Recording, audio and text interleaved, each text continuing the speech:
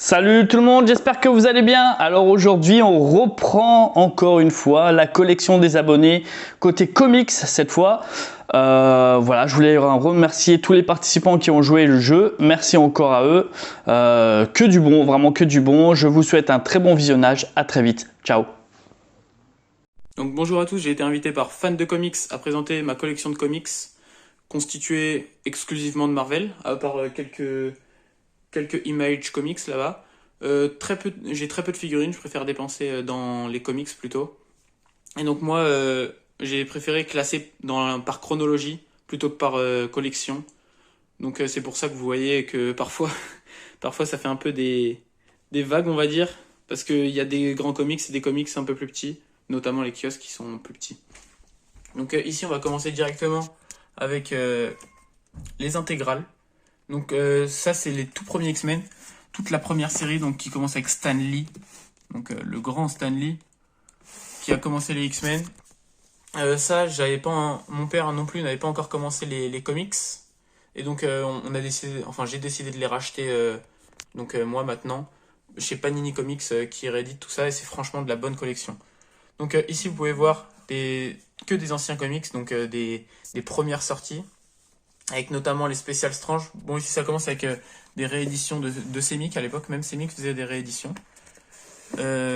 Ensuite avec des Special Strange, avec notamment la saga du Phénix Noir. Donc ça c'est culte, retrouvable en Marvel Must-Have, retrouvable en Marvel Absolute, voilà. Donc ça c'est culte, prenez-le, c'est une pépite. Donc là vous pouvez voir un comics qui fait certes plutôt moche dans la collection, mais que j'ai racheté, c'est une collection Hachette. Je l'ai racheté parce que j'avais jamais eu cette histoire, même si ça va bientôt réapparaître dans les intégrales Nouveaux Mutants. Je l'ai racheté, je l'ai mis ici en attendant, je le bougerai sûrement une fois que l'intégrale Nouveaux Mutants sera arrivée. Donc là vous pouvez voir tout le run de Chris Claremont, notamment avec le crossover Inferno, notamment avec le crossover de Strife, le frère de Cable, ou encore avec le crossover Phalanx. Donc tout ça c'était du Semic, retrouvable en format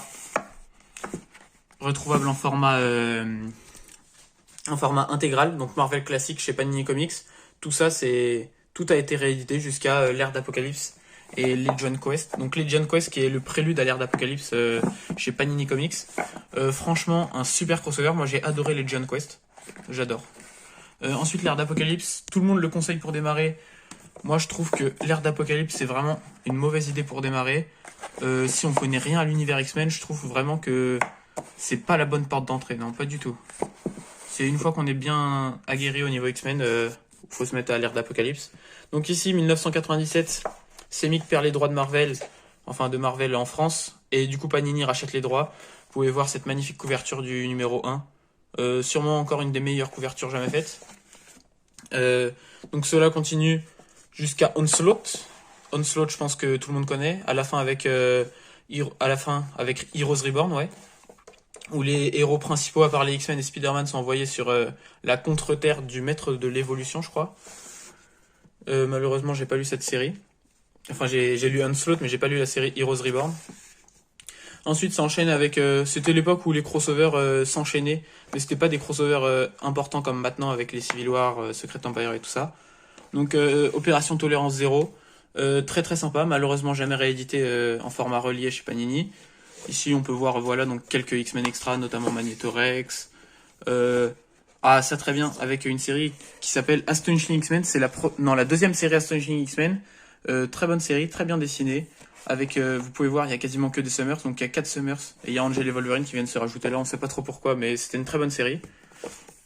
Avec les 12 d'Apocalypse. Donc ça, pareil, jamais réédité. S'il vous plaît, Panini, j'aimerais bien une réédition de ça, parce que c'était super bien, et je pense que beaucoup plus de personnes devraient le découvrir. Suite à cela, il y a donc une soi-disant révolution mutante, que personnellement j'ai pas aimé et qui a fait un peu un bide.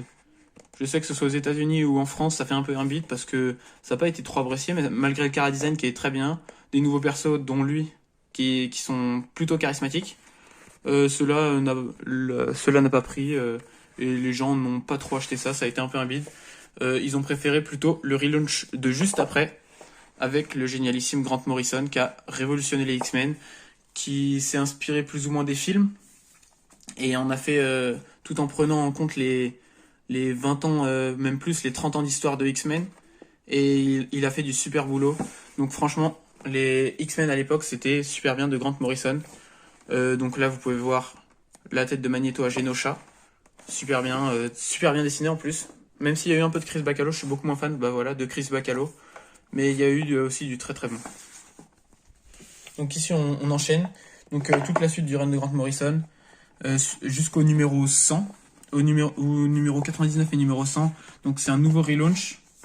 Il y a beaucoup de dessins de Salvador Larroca. Ça tombe bien, j'adore Salvador Larroca. Donc j'ai adoré l'époque Uncanny X-Men. Havok était très très important à l'époque. Et j'adore Havok, le frère de Cyclope. Vous pouvez voir les dessins magnifiques. Et ça, c'est pas du Salvador Larroca. Ensuite, ici, on a donc du X-Force, dessiné par Rob Liefeld. Rob Liefeld, j'aime beaucoup. Je sais pas pourquoi il est autant décrié. Beaucoup de gens en parlent, mais moi, je suis plutôt fan de Rob Liefeld, même si c'est pas les meilleurs dessins que j'ai vus. Franchement, je trouve que ça fait largement le taf. Donc, on enchaîne avec des Golgotha, qui est donc un crossover avec Black Panther. Entre les X-Men et les Black Panther. Enfin, un crossover, c'est vite dit. C'est une histoire plutôt entre les X-Men et Black Panther. Où Tornade et Black Panther se revoient enfin.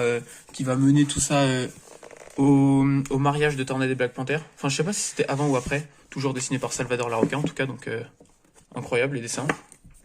On enchaîne avec les House of M et ses nombreux tie-in. Il y a notamment un tie-in qui est très bien. C'est le tie-in Uncanny X-Men. Avec beaucoup de répercussions. Franchement, si vous pouvez le lire, lisez le tie-in House of M de X-Men. Je sais pas comment vous pouvez le lire parce que ça n'a jamais été réédité en France, malheureusement. Donc ensuite, on enchaîne avec X-Men les 198, le complexe du Messie. Donc ça, sûrement le meilleur crossover X-Men, je pense. Avec des dessins de David Finch, regardez-moi ça. C'est de toute beauté. Le scénario est génial, ça essaye de contrer en fait les effets d'House of M. Si vous connaissez pas House of M, vous devez aller le lire, hein, c'est un indispensable. Il est notamment disponible en Marvel Deluxe chez Panini Comics. Donc voilà. Ça c'est un prélude direct à War of Kings. Donc c'est les X-Men de Havok et qui s'appellent les Starjammers maintenant, et c'est donc une histoire qui se consacre au prélude de War of Kings. C'est une très bonne histoire. Ça fait suite notamment à Rise and Fall of X-Men. Of Empire Shi'ar, qui est une histoire consacrée à Vulcan. C'est génial, disponible en Marvel Deluxe chez Panini. Et il y a War of Kings qui est sorti dernièrement, que j'ai pris chez Panini Comics encore. Le crossover Utopia, super crossover.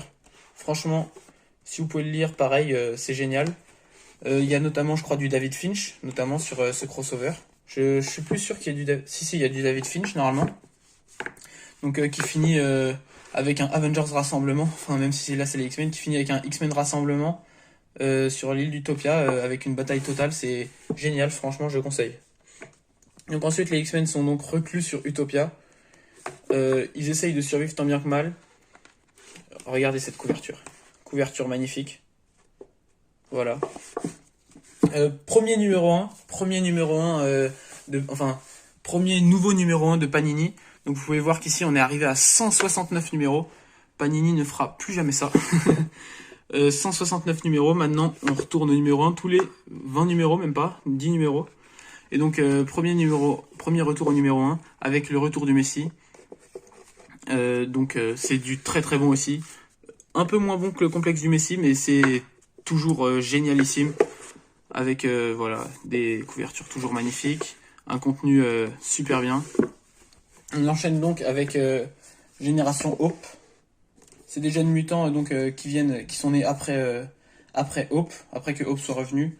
Du coup, très bonne série. De toute façon, j'adore les séries sur les jeunes mutants. On enchaîne donc avec l'ère X, qui est une série qui a essayé de surfer un peu sur l'ère d'Apocalypse, qui est pas super. C'est bien, c'est du bon, mais disons que ça n'a pas beaucoup de répercussions une fois que c'est fini. Donc voilà, on continue jusqu'au schisme entre Wolverine et Cyclope, qui arrivera donc à Wolverine and the X-Men. Et Cyclope, lui, constituera la Uncanny X-Men, qui sera, je pense, l'équipe la plus puissante de X-Men jamais composée. Je vais vous la montrer normalement dans le tome 1, voilà. Avec Colossus, Emma Frost, Magneto, Tornade, Namor, donc que des X-Men très puissants. Même si là, le nouveau numéro 1 se concentrera quasiment exclusivement sur Avengers vs X-Men, à part les 4 premiers numéros, sinon tout le reste ce sera des tie-in Avengers vs X-Men, même si ça c'est du Astonishing X-Men, mais voilà, ce sera surtout des tie-in, donc pas vraiment très important, à part Conséquences, donc ça c'est très important pour l'histoire X-Men, parce que c'est la suite directe de Avengers vs X-Men. Donc ici on peut voir le run de Brian Michael Bendis. Franchement j'ai bien aimé son run, même si peut-être un peu moins bien que le run d'Utopia avec Schism et tout ça.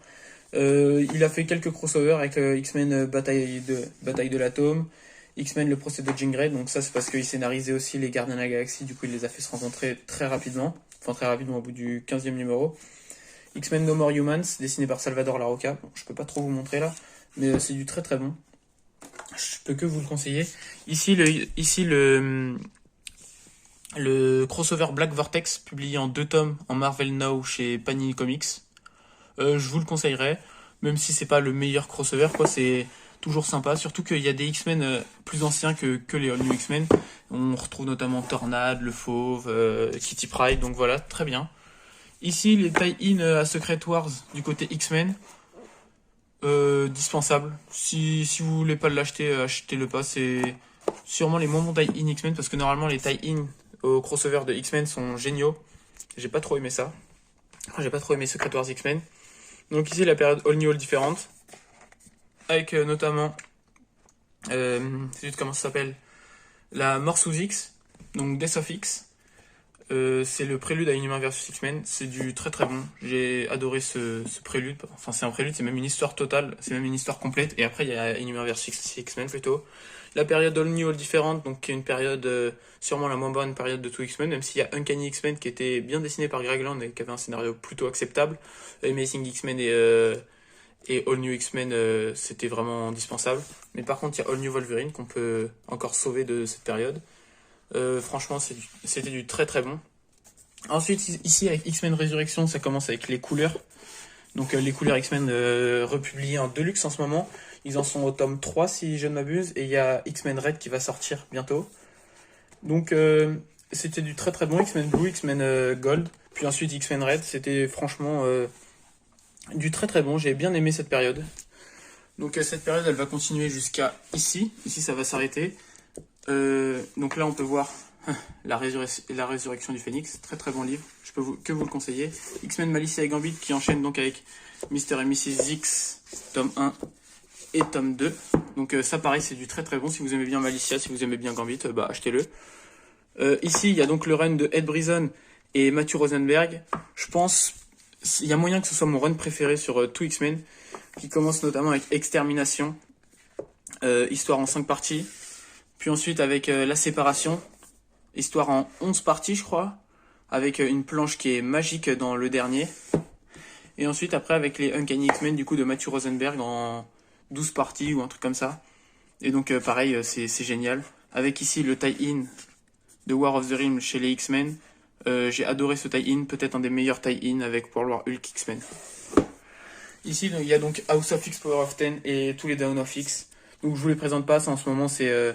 tout le monde les présente, tout le monde adore.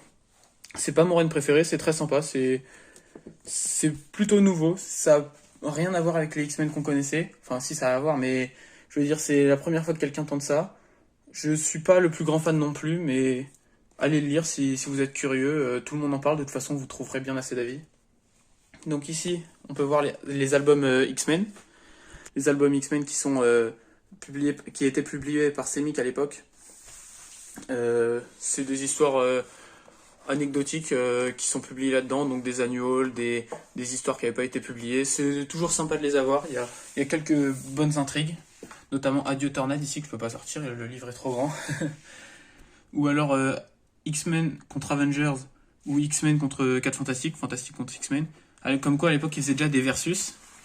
Donc voilà, ça c'était le premier Avengers vs X-Men, hein. À pas confondre avec le nouveau de 2013. Ou alors le retour des Brutes. Donc ici il y a le run de Jim Lee sur X-Men. très bon run.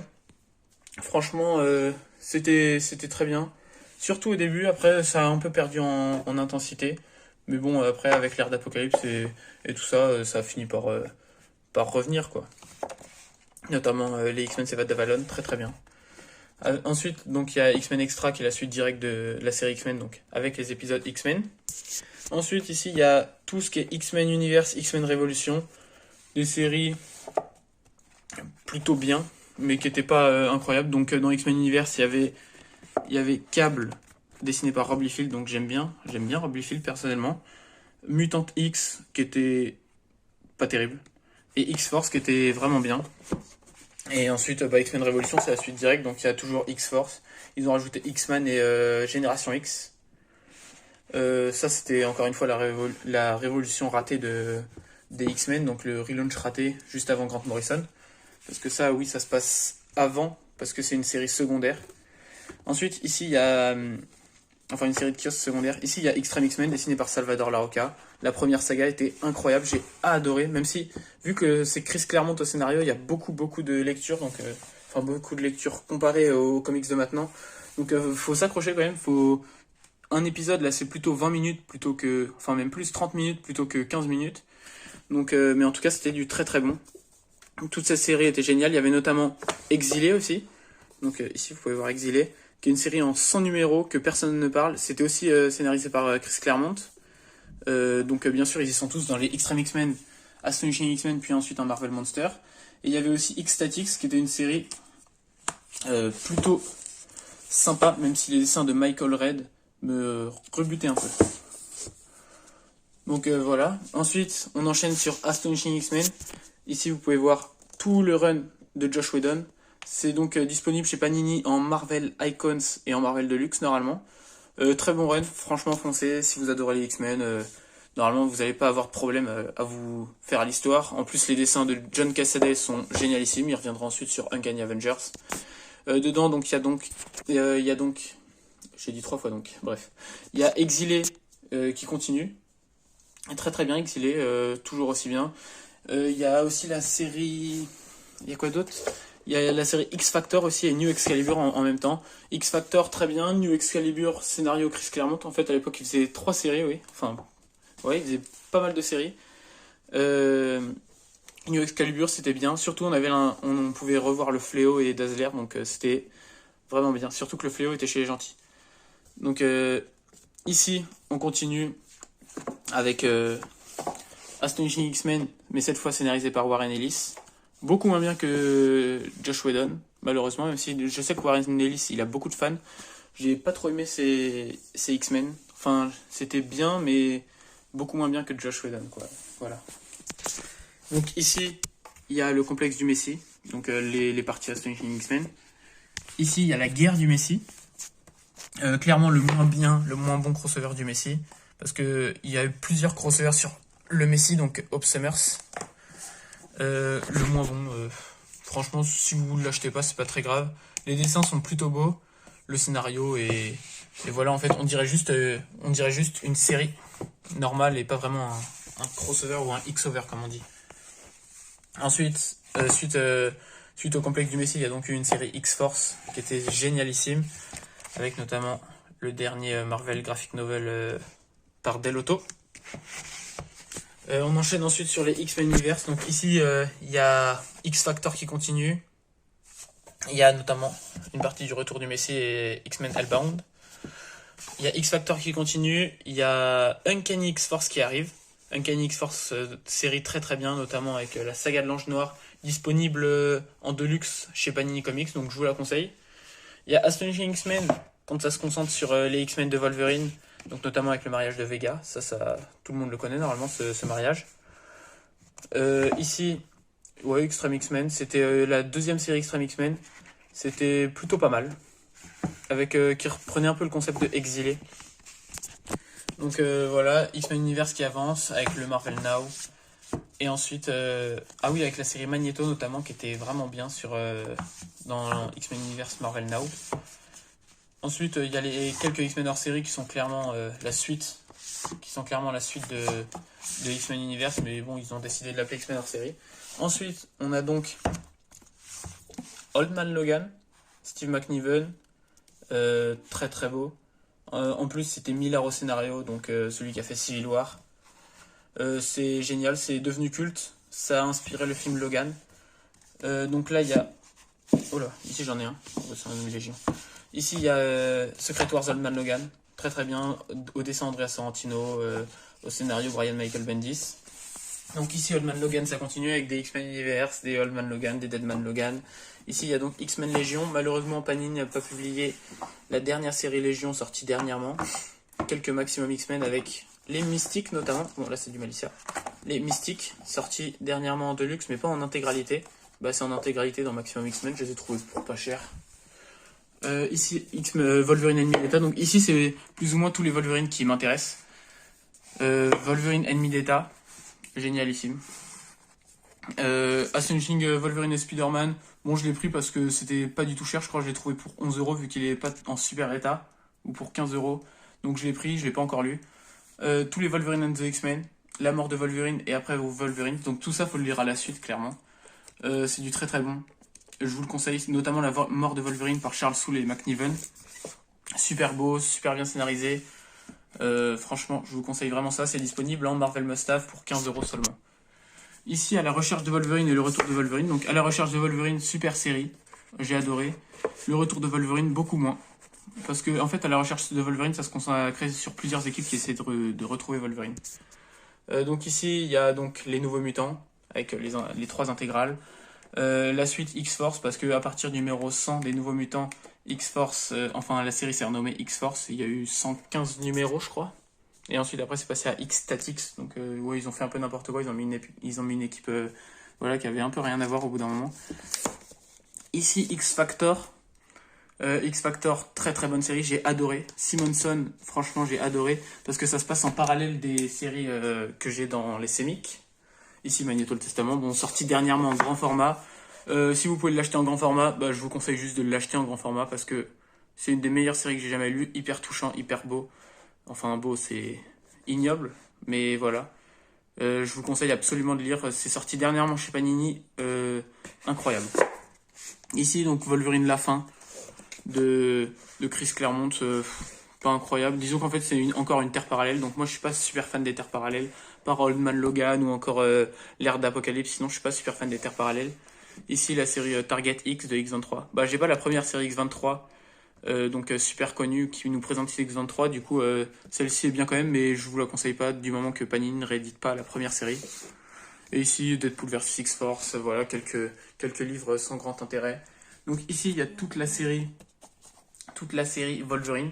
Donc d'abord publié chez Semic. Donc au début c'était bien, mais ensuite quand c'est passé chez Panini, les kiosques étaient de super mauvaise qualité. J'ai même pas tous les numéros, j'ai pas essayé de tout rattraper. Ici on peut voir certains ennemis d'État, enfin certains trucs ennemis d'État. Franchement c'est de la mauvaise qualité, hein. Je pense un jour les vendre si quelqu'un veut les acheter. Moi un jour je pense les vendre, très, très certainement. Ici la série Cable. Donc pareil, plutôt bien, mais c'est pas la meilleure série de tous les X-Men quoi. Disons que j'ai jamais été un grand fan de Cab, donc si vous aimez bien Cab, je suis sûr que vous serez fan vous serez fan de ces comics. On enchaîne donc sur la partie Avengers, avec la plupart des intégrales Avengers. On voit très très mal avec la lumière, mais bon, on va faire avec. Donc ici j'ai quelques trous vers là, donc entre le 68 et le 71 j'ai quelques trous. Malheureusement, après c'est les très anciens épisodes, ils m'intéressent pas vraiment. Moi je suis plus dans les années 70, je trouve que les années 70 c'était vraiment bien, avec le Fauve notamment qui rejoint les Avengers, des dessins qui commencent à être mieux, notamment l'histoire avec Malicia aussi, Malicia qui absorbe l'énergie des Avengers. Ensuite donc on a les 2 West Coast Avengers, enfin j'ai les 2 West Coast Avengers, et j'ai un gros trou, parce que en gros, ce comics là je l'ai eu gratuitement, c'était un cadeau. Donc du coup bah on dit jamais non à un cadeau, donc je l'ai mis là. Un jour je me ferai tout le run de Bendis, mais pour le moment c'est pas tout de suite dans mes priorités parce que faut quand même économiser de l'argent. Ici donc les Uncanny Avengers, très très bonne série. John Cassaday au dessin, il y a du Olivier Coipel, Rick Remender au scénario, il y a même un peu de Salvador Larroca, donc il y a que des bons dessinateurs. Avec cette série est plus ou moins tout un prélude à Axis parce que ils recherchent. En gros, cette série finit par Axis. Faut lire cette série et ensuite faut lire Axis directement. Donc le tome 6 a un peu rien à voir avec les 5 premiers tomes, vu que c'est une toute nouvelle équipe. Juste c'est un mélange de X-Men et de Avengers, voilà. Et ensuite All New Uncanny Avengers, pareil, pas grand chose à voir. Juste il y a Malicia qui est une mutante et Deadpool. Puis après les autres, là il y a une Inhumaine, là il y a un sorcier, donc c'est Grand Frère Vaudou, je crois qu'il s'appelle comme ça. Ici il y a la Torche. Très bonne série, mais c'est pas vraiment une série mutante quoi. Là ensuite, la série Avengers. Donc ça c'est génial. Ça si je peux vous le conseiller, c'est génial. Format Marvel Legacy. C'est incroyable. En fait, ça réunit les 3 équipes Avengers, enfin même les 4 techniquement. Il y a donc les Uncanny Avengers, les Avengers normaux et le Occupy Avengers et les US Avengers, voilà. Occupy Avengers, c'est juste au cas il y a un autre mec. Et US Avengers, ça j'aimerais bien l'avoir, mais ça a jamais été réédité par Panini, à part dans les kiosques. Donc ça, je vous le conseille absolument. Ici, tout le monde en parle, tout le monde adore. WandaVision. Si vous voulez lire du Young Avengers avec les 2 fils de Wanda, c'est là-dedans. Donc foncez, achetez 36 € pour, je crois, 600 pages, ça vaut clairement le coup. Foncez l'acheter dans la librairie la plus proche. Donc ça, il y a la suite. Donc ça, c'est le Marvel Now. C'est Young Avengers, mais c'est pas la suite directe, c'est la suite quelques années plus tard. Pas encore lu, ça a l'air très très bon. Ça, c'est Avengers Arena. Regardez avec notamment X23. Et en gros, c'était une équipe. Enfin, c'était pas une équipe, c'était plutôt une école d'Avengers. Donc, si vous aimez bien les jeunes héros, bah, allez l'acheter. Et en parlant de jeunes héros, là, il y a les Champions. Donc, le tome sorti en Marvel Next Gen que j'ai acheté. Franchement, Marvel Next Gen, c'est une super offre. 10,95 € pour 12 numéros. Normalement, 12 numéros, c'est dans un Deluxe pour 30 €. Là, c'est pour 10,95 €. Franchement, allez l'acheter, même si le format est un peu petit. Et ensuite, j'ai enchaîné avec les Marvel Legacy. Le format Marvel Legacy. Donc, faut que je lise ça. Ça a l'air très bien. Notamment, regardez le nombre de jeunes héros. Là, ça a l'air génial. Donc, ensuite, ma longue collection d'intégrales Spider-Man. Bon, je pense que je vais pas vous la présenter, hein. Vous connaissez plus ou moins tous les intégrales. Mais en gros, les intégrales Spider-Man, il y a la partie Amazing qui s'arrête ici. Il y a la partie Spectacular. Non, d'abord la partie Team Up qui s'arrête là. Et il y a le prochain numéro qui sort bientôt. La partie Spectacular qui s'arrête là. Et ils ont sorti une nouvelle série en intégrale qui s'appelle Web of Spider-Man. Donc franchement, les intégrales Spider-Man, c'est génial, hein. À partir du début jusqu'à la fin, Spider-Man, c'est un des plus grands héros, quoi. Donc ensuite, Captain America. Super bien Captain America, notamment avec le Faucon, ça parle beaucoup du racisme à New York et tout ça, donc franchement j'ai adoré. Iron Man. Iron Man, malheureusement, c'est pas super parce que les ennemis sont souvent en armure. On n'arrive pas vraiment à s'identifier aux ennemis. Enfin, on arrive bien à s'identifier à Tony Stark, mais pas vraiment aux ennemis, malheureusement. Daredevil, bon, les débuts c'était vraiment poussif. C'était un peu un Spider-Man petit pauvre, mais à partir du run de Frank Miller puis de Marv Wolfman, c'est devenu vraiment très très bien. Les 4 Fantastiques, bon, vous voyez, j'ai pas continué, c'est que j'ai pas beaucoup aimé. Defenders, un numéro, j'ai pas continué, pareil. Donc ici, il y a un peu des comics en vrac, des très anciens comics qui appartenaient à mon père, donc ça, je les laisse ici, mais je ferai pas l'acquisition des collections complètes parce que ça me demanderait beaucoup trop d'argent. Donc voilà, des comics en vrac, un peu de Panini ici. Et donc ensuite, on va passer à, je pense, mon étage préféré, l'étage des crossovers. Franchement, cet étage, je sais pas ce que vous en pensez, mais il y a quasiment tous les crossovers. Il me manque Age of Ultron et quelques trucs. Mais c'est vraiment des trucs minimes qui me manquent. Donc le premier crossover, le tournoi des champions. Contest of Champions. Et donc comme vous pouvez le voir, j'ai classé par ordre chronologique et pas du tout par collection. Donc c'est pour ça que ça donne une frise un peu bizarre. Mais moi, ce qui compte, c'est que je m'y retrouve et que je puisse lire dans l'ordre. Secret War. Ça... hyper bien parce qu'autant le Contest of Champions c'était un peu tiré par les cheveux, Secret War c'était vraiment si je dois vous conseiller un crossover, je vous conseillerais lui en premier. Bon, après Civil War bien sûr aussi parce que Civil War c'est incroyable. Secret War 2 beaucoup moins bien. Le Gant de l'Infini, la Guerre de l'Infini, la Croisade de l'Infini, donc c'est du très bon, mais je le conseillerais pas à tout le monde parce que c'est pas des crossovers qui s'attardent beaucoup sur les héros. Ça s'attarde surtout sur Thanos, Adam Warlock et tout ça. Donc je conseillerais pas à tout le monde, je conseillerais plutôt Secret War pour commencer les crossovers que ça, mais c'est du très bon par Jim Starlin, donc voilà, c'est génial. Lien du sang, crossover entre les Avengers et les X-Men sur la fille de Pietro, c'était plutôt bien. House of M, le premier crossover de la nouvelle génération de crossover, on va dire. Parce qu'à partir de House of M, ils ont fait un crossover par an et c'était que des bons crossovers, enfin que des bons. Il y avait que du très très bon. Donc ensuite avec Civil War, sûrement le plus gros crossover de Marvel.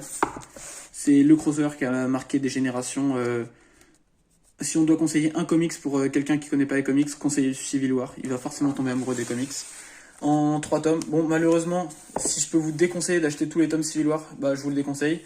Le prélude et les 6 tomes, ça sert à rien. Achetez juste le tome 1 et le tome 3. Parce que dans le tome 3, bah, c'est l'histoire sur Captain America. Je vais pas vous dire ce qui se passe à la fin, mais du coup, je vous conseillerais juste le tome 1 et le tome 3. Le tome 2 n'est pas primordial. Et en gros, c'est tous les tie-in, quoi. Bon, le gigantesque Omnibus Annihilation. Je pense que j'ai pas besoin de vous le présenter. Marvel vous le présente assez sur Twitter. C'est génial. C'est absolument génial. C'est sûrement une des meilleures histoires de tout Marvel, bah, avec Civil War. En fait, dedans, il n'y a que des bonnes histoires sur cet étage. Mais c'est en tout cas la meilleure histoire cosmique, je pense. Planète Hulk, c'est du très très lourd. C'est pas vraiment un crossover, mais c'est le prélude au crossover World War Hulk. Du coup, ça qui est un vrai crossover. Dessiné par John Romita Jr. Donc c'est très très beau, très bien scénarisé. Donc j'adore aussi. En fait, j'adore tous les crossovers qui sont là, enfin la plupart. Annihilation Conquest, un peu moins bien qu'Annihilation normal, parce que je trouve que ça reprenait un peu trop le même scénar, enfin le même schéma narratif. Mais c'est quand même du très très bon. Hein. Si vous pouvez l'acheter, achetez-le, franchement. Bon, après, par contre, c'est vrai qu'il faut mettre le prix parce que c'est 60 euros, je crois, ou 70 euros. Donc oui, il faut mettre le prix. Secret Invasion, Brian Michael Bendis.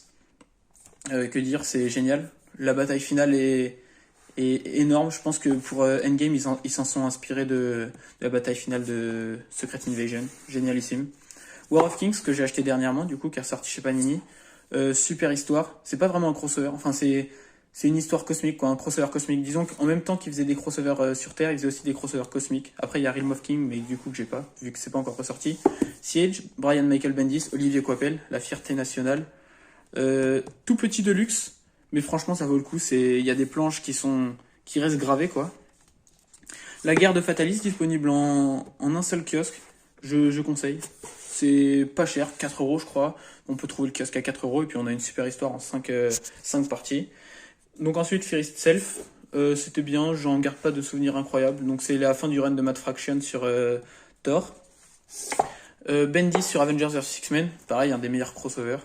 Avec Civil War notamment et avec Secret Invasion, donc ça c'est du génial et en gros ça marque la transition entre les Avengers et les X-Men pour Brian Michael Bendis.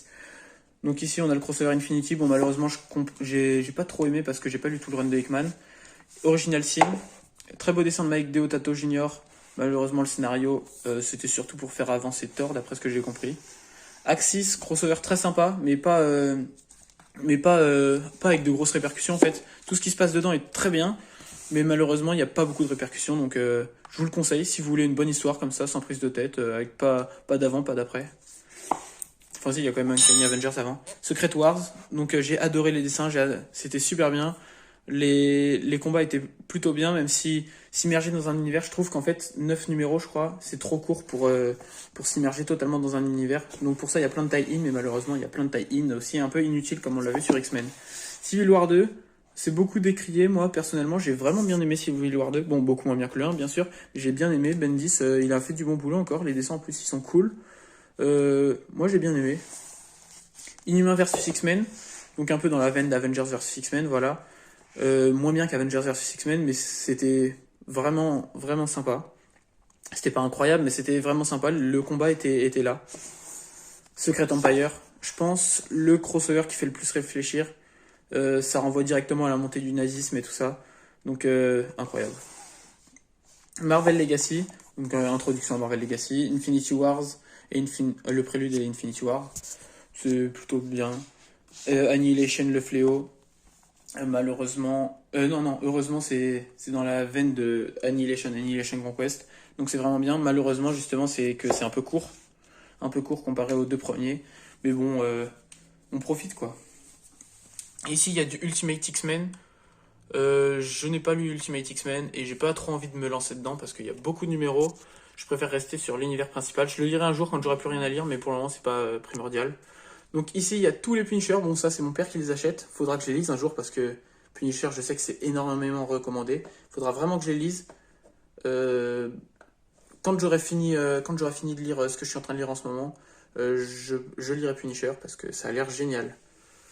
C'est très réputé, donc notamment par Garcenis qui a fait plein de scénarios Punisher.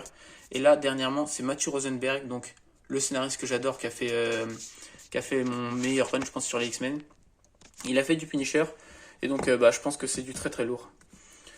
Ensuite, ici, donc on a un peu de Image Comics, si je dis pas de bêtises. J'ai pas encore lu, faudrait que je lise aussi. C'est pas à lire en priorité, je préférerais lire Punisher avant. On a du The Walking Dead, on a un truc Conan qui est... On sait pas ce que ça fait là, je sais même pas comment je l'ai eu. Et ici on a un peu de bande dessinée. Donc des trucs que c'était quand j'étais petit quoi, maintenant je les ai mis là parce que je peux pas trop les mettre à un autre endroit. Ici on a du... Oh si, ici on a... Ah bah non, c'est des doublons. Ça c'est des doublons de X-Men Legion que j'ai là-bas. Donc ici c'est des doublons, des trucs qui n'ont pas vraiment leur place. Et ici il y a l'encyclopédie Marvel quand même qui est très très bien. Bon, je sais pas si je peux la conseiller parce que c'est cher et il n'y a pas vraiment d'histoire. C'est surtout pour présenter les persos. Donc en vrai, autant aller sur internet pour voir les persos quoi. Mais sinon, moi je suis content de l'avoir. C'est toujours une belle pièce à la collection. Donc voilà, c'est fini. Je présenterai ensuite sûrement ma collection manga, mais dans une autre vidéo. Donc merci en tout cas de m'avoir écouté. Retrouvez-moi sur Twitter, sûrement que Fan de Comics le mettra dans la description. Et peut-être à une prochaine fois dans la vidéo manga. Salut, moi c'est Morgan, je vous présente ma collection aujourd'hui. Ça fait bientôt 5 ans que j'ai commencé. Donc j'avais commencé par Marvel et DC. Mais j'ai eu un petit souci comme tout le monde je pense, j'ai eu un problème de place, puis de budget, après faut savoir suivre. Entre tout ce qui sort, toutes les histoires, tout ça. Donc je suis resté sur mon personnage préféré, et sur DC du coup. Donc voilà. On va commencer la présentation. Commencer par les figurines pop. Moi je vais pas vous mentir, c'est plus des cadeaux. Je préfère acheter des comics que des pop ou des figurines. Sauf celle-là. Celle-là c'est un petit kiff. Je l'ai trouvé plutôt sympa. Puis à un bon prix aussi. Donc là on a le coffret Batman Metal. C'est pas mon préféré. Faudra peut-être que je le relise pour comprendre peut-être un petit peu mieux. C'est pas très très facile. Donc là, on a les numéros en noir et blanc. Donc Batman, je crois qu'il n'y a pas tout, mais une bonne partie. Batman 75 ans et 80 ans. Là, j'ai les comics de Marini. Très bonne histoire. Là, Dark Knight 3, un livre de couverture. Joker en blanc. C'était une opération de chez Urban.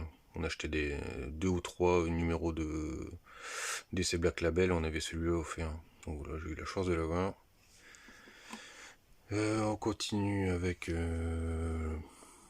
la collection franco-belge, je crois que c'est. Donc dedans on a un long Halloween, Amère Victoire, et on finit avec Catwoman. J'ai plutôt bien aimé les tranches en tissu. Donc voilà, une bonne affaire aussi. Batman 80 ans, Batman anthologie que j'ai eu dans un coffret avec des DVD. Là on a les hors-série de la collection de la légende de Batman. No Man's Land, juste à côté. Très bonne série, je vous conseille. Un peu compliqué à trouver je crois à des prix dérisoires. Du coup ça c'est un hors-série de la collection Le meilleur des super-héros. Avec la figurine Batman qui était en cadeau avec l'abonnement de la collection La légende de Batman. Donc là on part avec les classiques. Un deuil dans la famille, Silence, Des ombres dans la nuit, Dark Detective, Bon, vous verrez le rangement, je fais un peu comme ça me plaisait. J'ai pas vraiment suivi quoi que ce soit. De toute façon, c'est un peu compliqué, hein, l'ordre chronologique. Donc ici on a la série de Greg Capullo et Snyder. Très bonne série, ma préférée. Surtout ces deux-là, La Cour des hiboux, La Nuit des hiboux. Alors là elle est pas entière, mais je l'ai dans une autre édition. C'est pour ça que j'ai pas continué. Mais c'est ma série préférée. Les All-Star en 3 numéros. Je crois que ça se finit là. Très bonne série aussi. Et Batman Rebirth. Alors ça c'est vraiment une bonne histoire. Tous les tomes sont pas top, mais au final, l'histoire est bien. Batman Rebirth qui se fait en 12 tomes et qui continue avec Joker War. Joker War d'ailleurs qui vient de... Le deuxième tome vient de sortir là. On continue avec Detective Comics. Très bonne série aussi. En général, Batman, je suis pas souvent déçu. Sauf avec Grant Morrison, pardon. J'ai commencé les comics quasiment avec ça. Ça m'a refroidi rapidement. C'est pas fait du tout pour les novices. Donc je recommande pas pour ceux qui commencent les comics. Voilà. Nouvel Aube, Sombre Reflet en 2 parties. Batman le Chevalier Noir. Dark Knight, l'histoire de Paul Dini. Je recommande si vous voulez savoir un peu connaître le personnage. Enfin le personnage. Monsieur Paul Dini. En parlant de Paul Dini, j'ai ça qui doit. Ouais, celle-là, j'avais préparé. Mad Love. J'avais fait signer à Angoulême quand je l'ai rencontré là-bas. Donc celle-là, c'est la pièce phare de ma collection. Ouais, c'est personnel quoi. Alors, je vais remettre ça là en attendant. Là, on a le steelbook qu'il y avait avec. Non, c'est pas le steelbook, c'est le coffret du jeu qui était avec la figurine. Arline, très bon comics. Ça change un peu de ce qu'on voit. Je vous le recommande. Donc là, on a tous les DC Black Label. Grayson, Suicide Squad, les Batman Day Collector. Pour le moment, j'ai eu la chance de les avoir depuis le temps que j'ai commencé. Très très compliqué. En général, dans l'heure qui suit sur internet, il n'y en a plus. Donc là, je passe par Original Comics. J'ai toujours la chance de les avoir. Pour le moment, on verra bien. On verra bien par la suite. Le fils de Batman, la splendeur du pingouin, Année 1, Killing Joke. Ouais, celui-là, faut absolument l'avoir. Noël, Gotham Gaslight. Voilà. Là j'ai eu à Noël Nightwing Rebirth, donc j'ai pas encore eu le temps de lire, j'ai énormément à lire.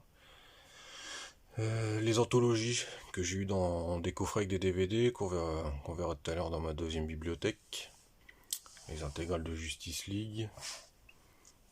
Justice League Dark avec le DVD.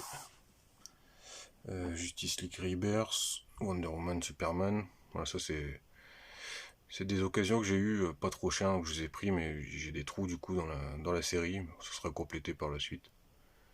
Superman Rebirth, là je suis dessus en ce moment. C'est pour ça que celui-là était là, tome 6. Excellente série, ça envoie. Je vous la recommande. On continue avec Clark Kent. Donc ça suivra après le Rebirth.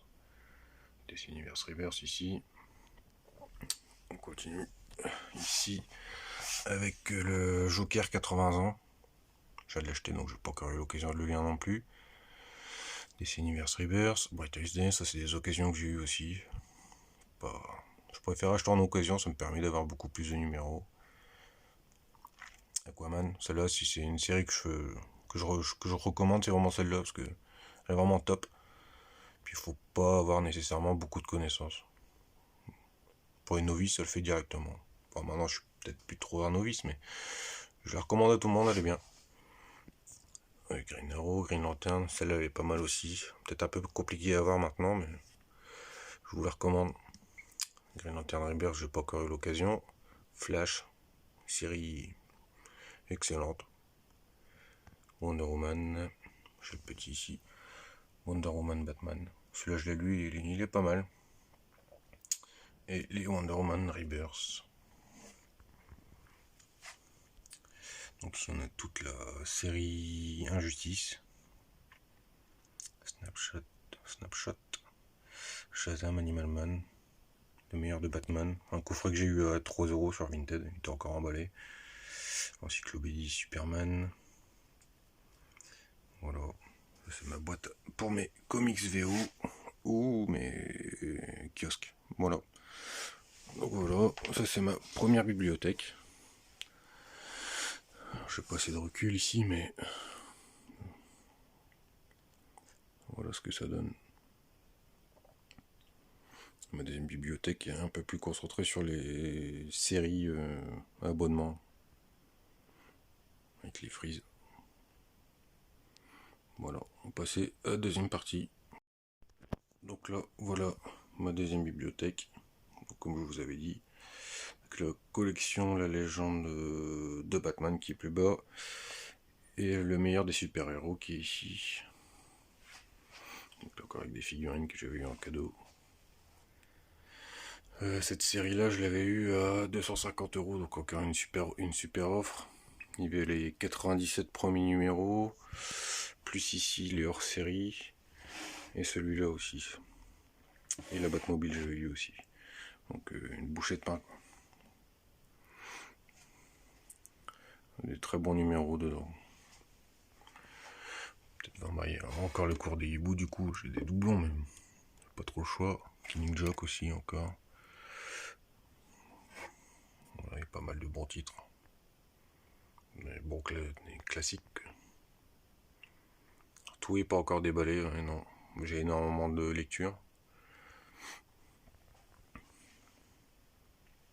J'aimerais bien trouver la suite aussi, un bon prix. Pour finir la frise. Et là, on continue sur La Légende de Batman. Donc là, je suis abonné, donc je vais avoir tous les numéros.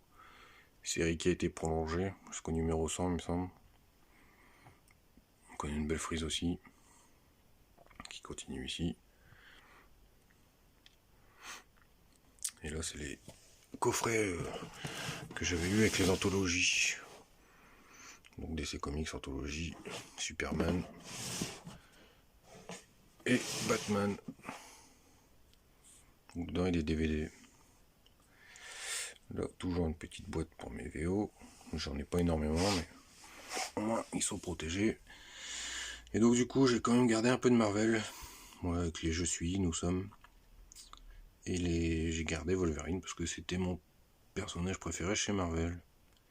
Regardez les Je suis, au moins, ça me donne un petit peu des bonnes histoires pour chaque personnage. Voilà. Et maintenant, je vais vous montrer mes petites perles, on va dire ça comme ça.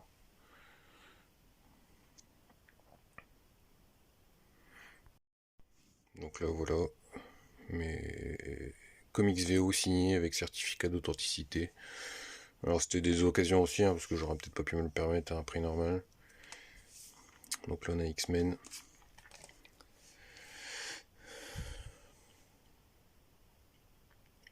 Voilà, le premier, c'est le seul que j'ai chez Marvel. Superman, Dennis Rogers.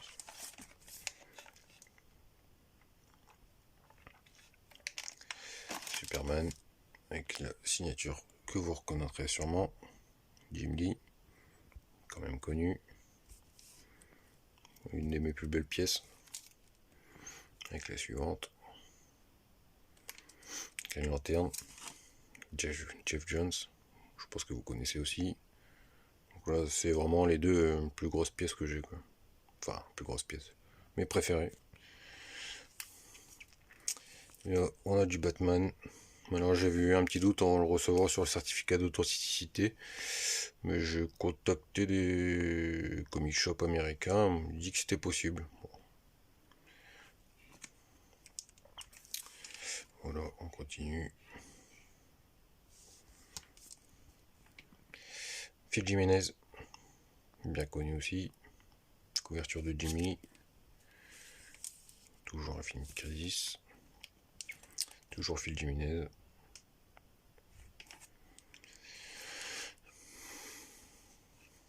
Là, Georges Pérez, je pense que vous connaissez aussi.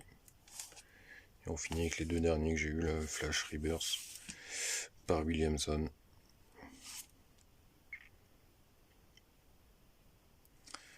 Et voilà. Donc voilà. On a fait un peu le tour de tout. De bibliothèque, bientôt je serai bloqué. Bon, et d'autres murs. Bon voilà, je vous laisse. Allez, salut. Bonjour à tous, merci à Fan de Comics de me permettre de vous présenter ma collection de comics. Alors on commence par la grosse fresque, c'est la collection Hachette Marvel avec que des grands classiques. Il y en a 171 de sortie, j'ai les 61 premiers.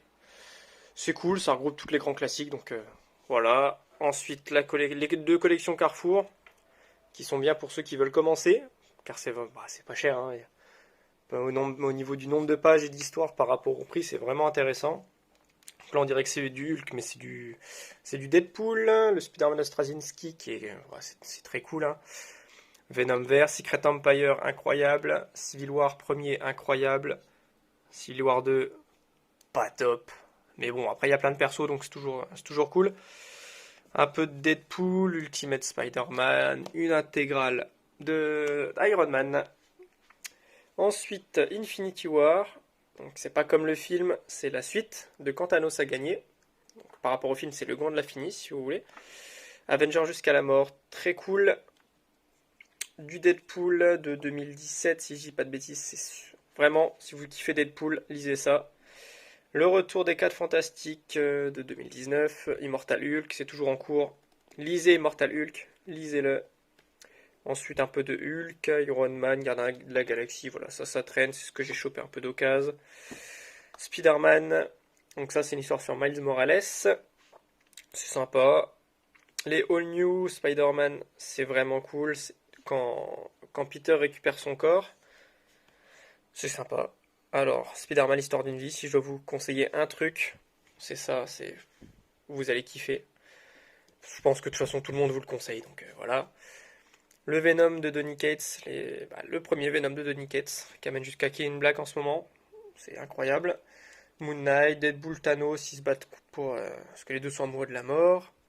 Du Deadpool, retour du Deadpool vivant, c'est rigolo, c'est cool. Les Deadpool massacres, c'est vraiment très bien. C'est des petites histoires, mais c'est très cool. Ensuite, format plus souple, un peu d'Iron Man, un peu de tout qui traîne, Surfeur d'argent, du Spider-Man. Ce que je peux vous conseiller aussi là, c'est Spider-Man, le dernier combat, qui vient de ressortir en must-have, si je dis pas de bêtises.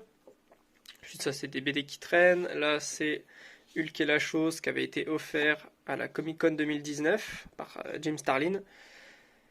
Du Punisher. Des petits recueils d'histoires là, de Spider-Man, là, de plein de personnages en général.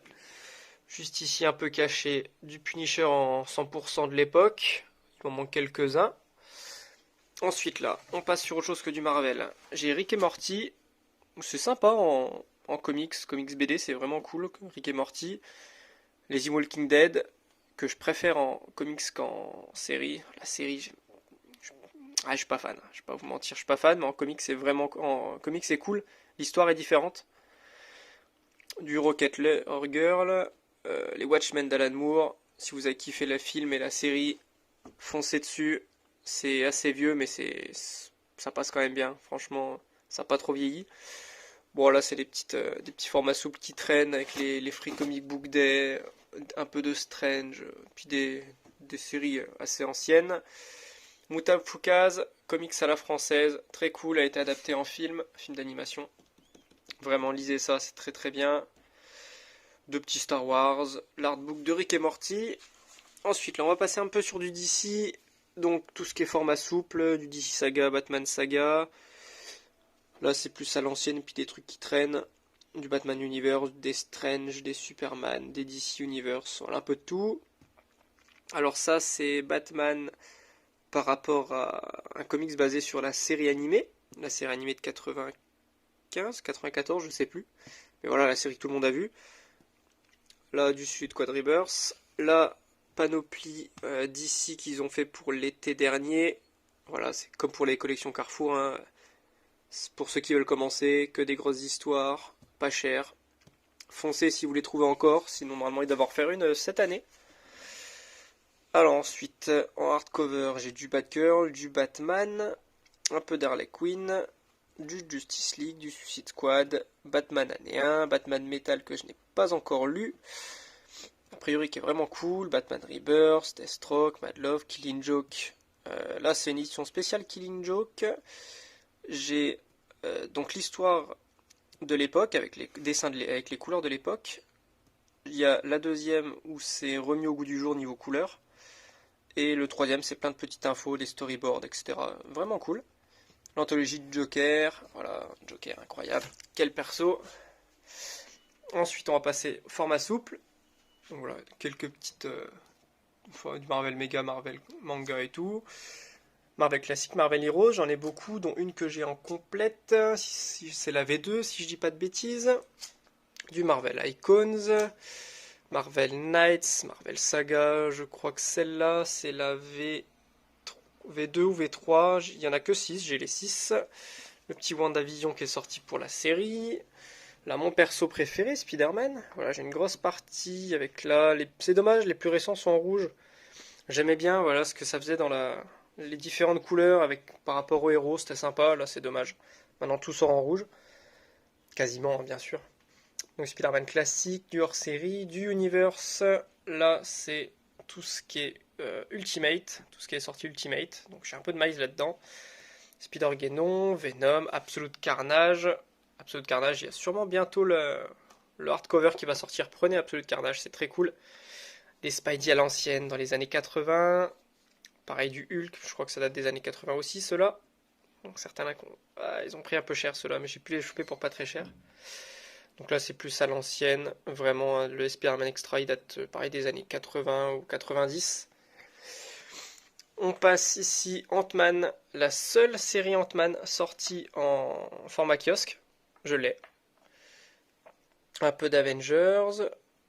Ensuite on passe là sur du Iron Man, celui-là qui est même très vieux là, celui qu'on voit juste ici. Assez ancien, un peu donc de l'Iron Man. Un peu de Hulk, World War Hulk, j'ai les 3 premiers, il y en a 4 si je dis pas de bêtises. Peut-être un peu plus, je sais plus. Mais je sais que j'en ai une bonne partie. Un peu de Thor, du Shield, des Gardiens de la Galaxie, un petit Deadpool, le Wolverine, X-Men. Voilà, tout ça c'est que du X-Men avec un gros format là ici, énorme. Ensuite les Marvel Legacy, voilà, comme je vous disais, plein de persos différents, mais même couleur. Ça fait moche dans la bibliothèque. Pareil là pour les Secret Wars, ça faisait déjà ça. Donc voilà, du Hulk Logan, du Avengers, du Deadpool, du X-Men. Mais voilà, toute la même couleur, donc c'est moche. Là, si je dis pas de bêtises, je crois, ouais, c'est un Loki VO. Voilà, un petit Loki VO, une édition limitée. Alors là, on passe sur du Marvel Star, Marvel Top, Marvel Universe, Dark Reign, Fear Itself, War of Realms, Power of X. Donc voilà, je vous ai présenté toute ma collection. N'hésitez pas, lisez des comics, allez soutenir vos libraires, surtout dans cette période. Il y a beaucoup de choses à lire, beaucoup de sorties qui vont arriver. Et voilà, bonne journée à tous. Eh bien, bonjour à tous et bienvenue dans la Comics Cave. Je remercie Fan de Comics qui m'a proposé de présenter ma collection de comics. Et bon, du coup, c'est ce que je vais faire aujourd'hui pour vous. Je vais essayer de pas trop traîner, sinon on va en avoir pour des heures. Et je vais commencer avec ma pile à lire, tiens, parce que, hop, ça peut être intéressant. Ma lecture du moment, la 7ème intégrale de Geoff Johns présente Green Lantern, donc ce qui est la fin des Green Lantern New 52, les 3 premiers tomes de Green Lantern Rebirth, de Venditti, et j'ai le tome 4 qui devrait arriver dans pas longtemps. Le tome 2 de Gotham Central, les tomes 3 et 4, pareil, arrivent bientôt. JLA, tome 5, La Tour de Babel, de Mark Waid. 52, tome 1, avec un nombre incalculable de grands dessinateurs et de grands scénaristes. On a du Mark Waid, du Greg Rucka, Grant Morrison, Geoff Johns, c'est incroyable. Le tome 4 de Batman Detective. la 3e intégrale d'American Vampire et le tome 5 de Preacher de Garth Ennis et Steve Dillon. Donc ça c'est pour ma pile à lire. Et on va commencer maintenant, on va continuer par la collection en elle-même. On se retrouve donc dans la collection avec quelques figurines pop par là, 2 pop de Pennywise et une pop du Joker version Heath Ledger que je kiffe. Ensuite, ici on a Justice League, crise d'identité, un classique, une crise majeure de l'univers DC à lire absolument. Les 5 tomes de Infinite Crisis, pareil, une crise à posséder et à lire, je pense. Les 4 premiers tomes de GLA par Grant Morrison, vraiment excellent. Et le tome 1 de Gotham Central, qui est une série exceptionnelle du Batverse. Je suis désolé, j'ai pas de stabilisateur, du coup ça tremble un peu, et vous allez voir ensuite avec cette deuxième partie que c'est très mal rangé. Honnêtement, c'est très très mal rangé, j'ai aucune organisation, mais c'est pas grave, allez hop, on fait ça comme ça pour s'éclater, et on descend. Et donc ici on a Joker, l'homme qui rit, et Joker fini de rire, donc des récits sur le Joker plutôt sympa. Superman American Alien, très très cool. Red Son de Mark Millar, presque un classique de Superman, vraiment très très bon. La saga Terre 1, exceptionnelle, j'ai adoré Terre 1, en tout cas pour Superman. Green Lantern, c'était cool, Green Lantern Terre 1, peut-être pas au niveau de ce que Geoff Johns a pu faire. Là c'est par Corinna Bechko, mais voilà. C'est bon, c'est du Terre 1, mais voilà. Ça aurait pu être mieux, je pense. Les Batman Terre 1 qui sont excellents, pareil. C'est comme les Superman Terre 1 à mon avis, c'est une valeur sûre pour démarrer. J'ai pas les Wonder Woman Terre 1, j'avoue qu'ils m'intéressent pas énormément. Killing Joke, ensuite, bon, un classique, on le présente plus, par Alan Moore. Année 1 par Frank Miller, David Mazzucchelli, pareil, un classique. Arkham Asylum de Grant Morrison, très particulier, mais plutôt pas mal. Graphiquement, ça vaut le coup. Ensuite, l'intégrale de Batman Sombre Reflet, que j'ai adoré. Vraiment excellent. Les voisins y cassent les cacahuètes à faire du bruit. Le Joker de Brian Azzarello et Libermero pour les dessins. J'ai adoré. J'adore Libermero. Le scénario, en fait, j'ai du mal avec Brian Azzarello, pour être honnête. Mais bon, voilà. Ça restait quand même une bonne lecture. Green Arrow année 1, très bon pour démarrer Green Arrow. Batman vs Deathstroke, on va dire que c'était moyen, mais que ça se laisse lire. Voilà. Mais j'ai pas forcément kiffé. Ensuite, chez Vertigo, on a Dark Knight, une histoire vraie de Paul Dini, qui est vraiment, vraiment excellent, tout comme Witches de Scott Snyder chez Urban Indies. Deceased, ensuite, de Tom Taylor, qui a écrit les Injustice. Donc, Deceased, c'est très blockbuster, c'est un peu l'équivalent du Marvel Zombie chez DC, mais c'est vraiment excellent. Ensuite, les 2 tomes de Léviathan par Brian Michael Bendis, le premier event de Bendis depuis son arrivée chez DC. Le premier tome, c'est une sorte de prologue, et j'ai vraiment bien aimé. Le tome 2, qui est l'event en lui-même, un petit peu moins bon, malheureusement, je trouve. Heroes in Crisis de Tom King. Alors, j'ai un peu de mal avec Tom King, on y reviendra plus tard, mais Heroes in Crisis, j'ai vraiment aimé, même si, à mon avis, ça n'a pas le niveau pour être considéré comme une véritable crise. Voilà. Legend of Superheroes, je sais plus parler, Legend of Superheroes de Brian Michael Bendis, j'en ai entendu beaucoup de mal, et j'ai plutôt aimé, en fin de compte. Naomi, saison 1, le personnage créé par Bendis, c'est excellent, j'ai adoré, tout comme Wonder Twins, que j'ai même encore plus apprécié.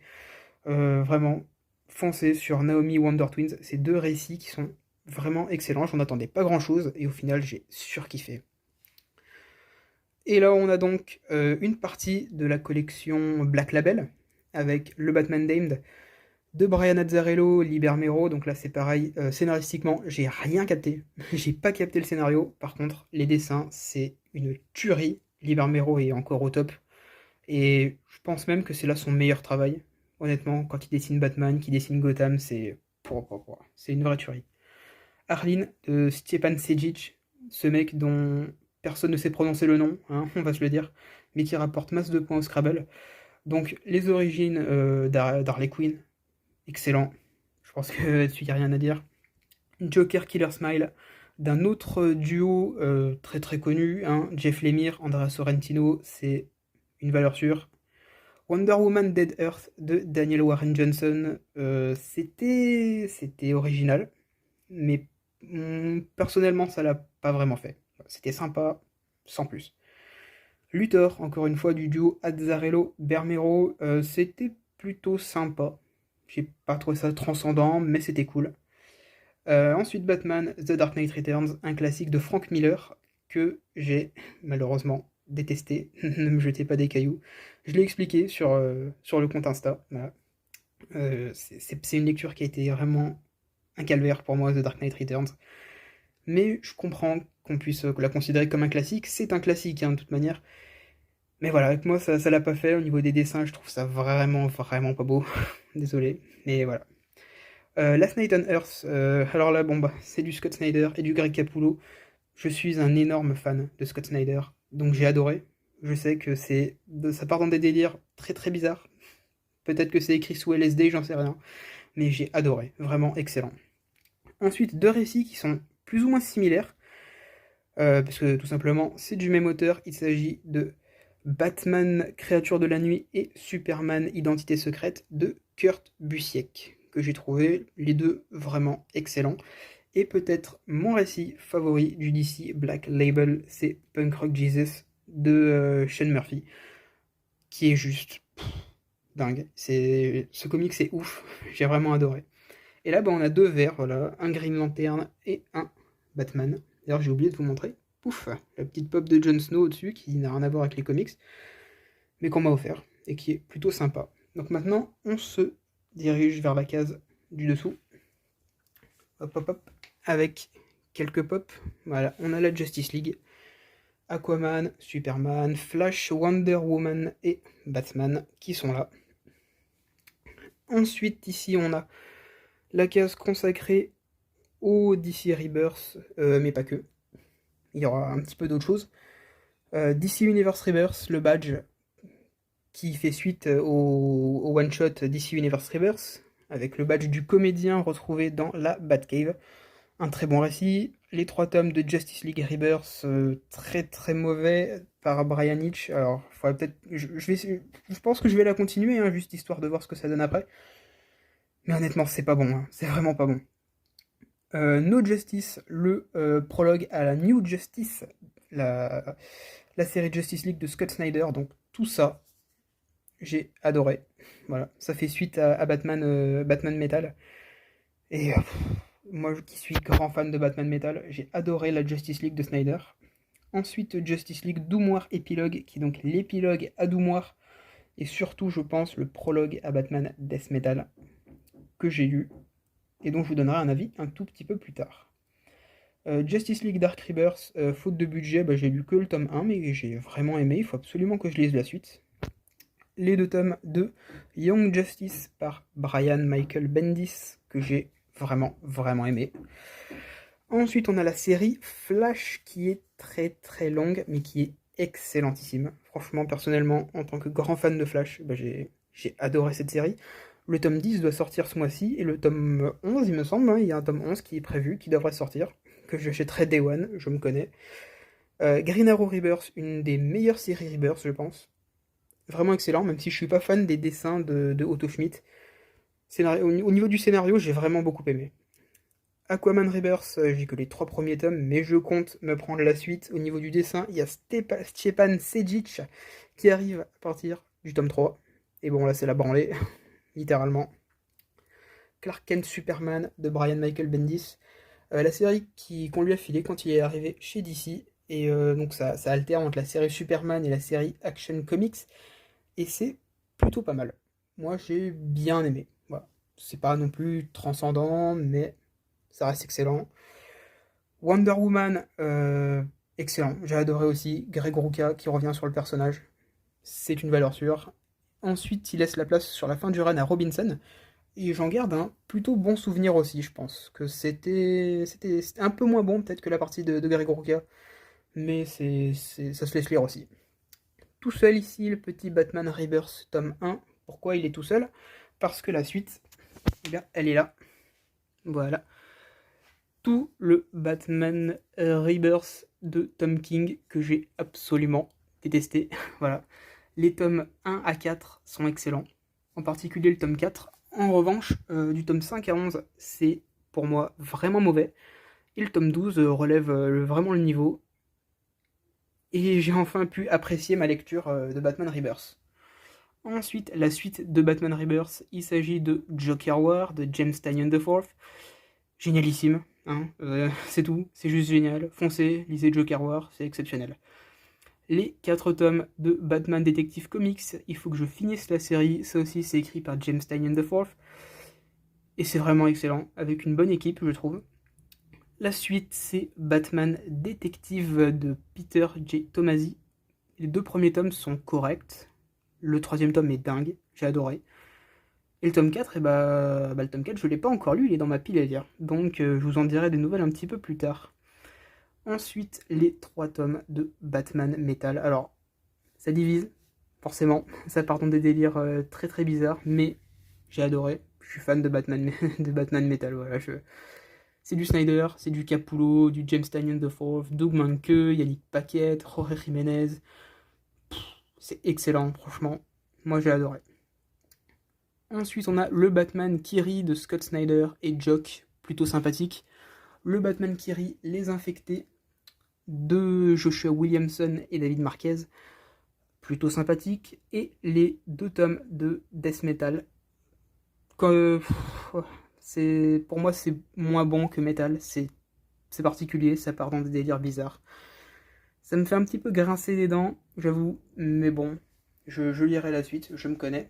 Et là, il y a une pop qui me tient particulièrement à cœur, que je vais vous présenter, qui est la pop qu'on m'a offert, voilà, que mon meilleur ami m'a offert, qui est la pop du Joker. Dans le run New 52 de Batman, c'était le deuil de la famille, si je dis pas de bêtises.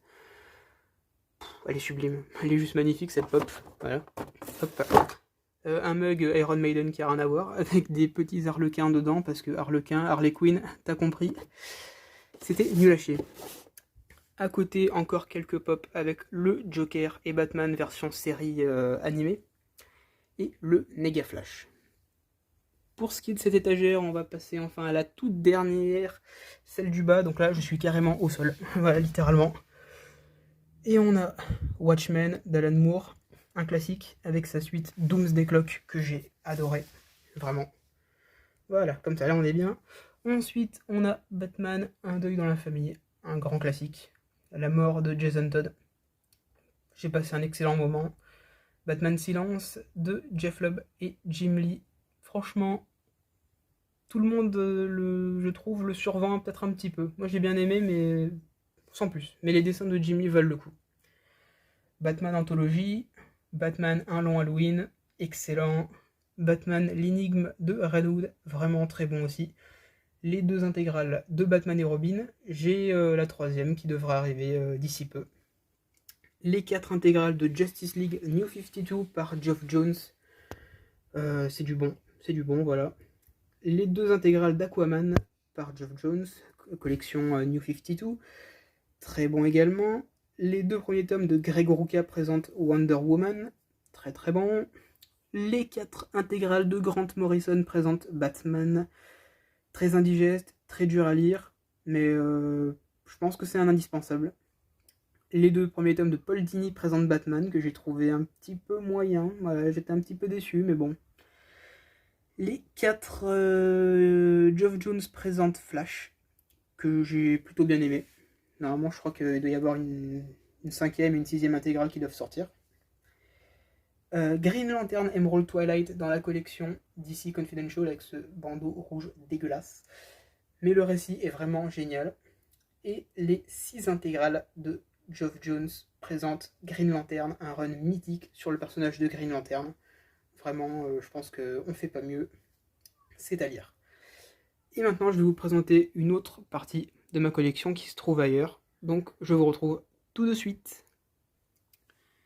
On se retrouve et là, on est dans la cave, la Comics Cave, avec un peu de roman sur le côté, mais c'est pas ce qui nous intéresse. Alors qu'est-ce qu'on a par là?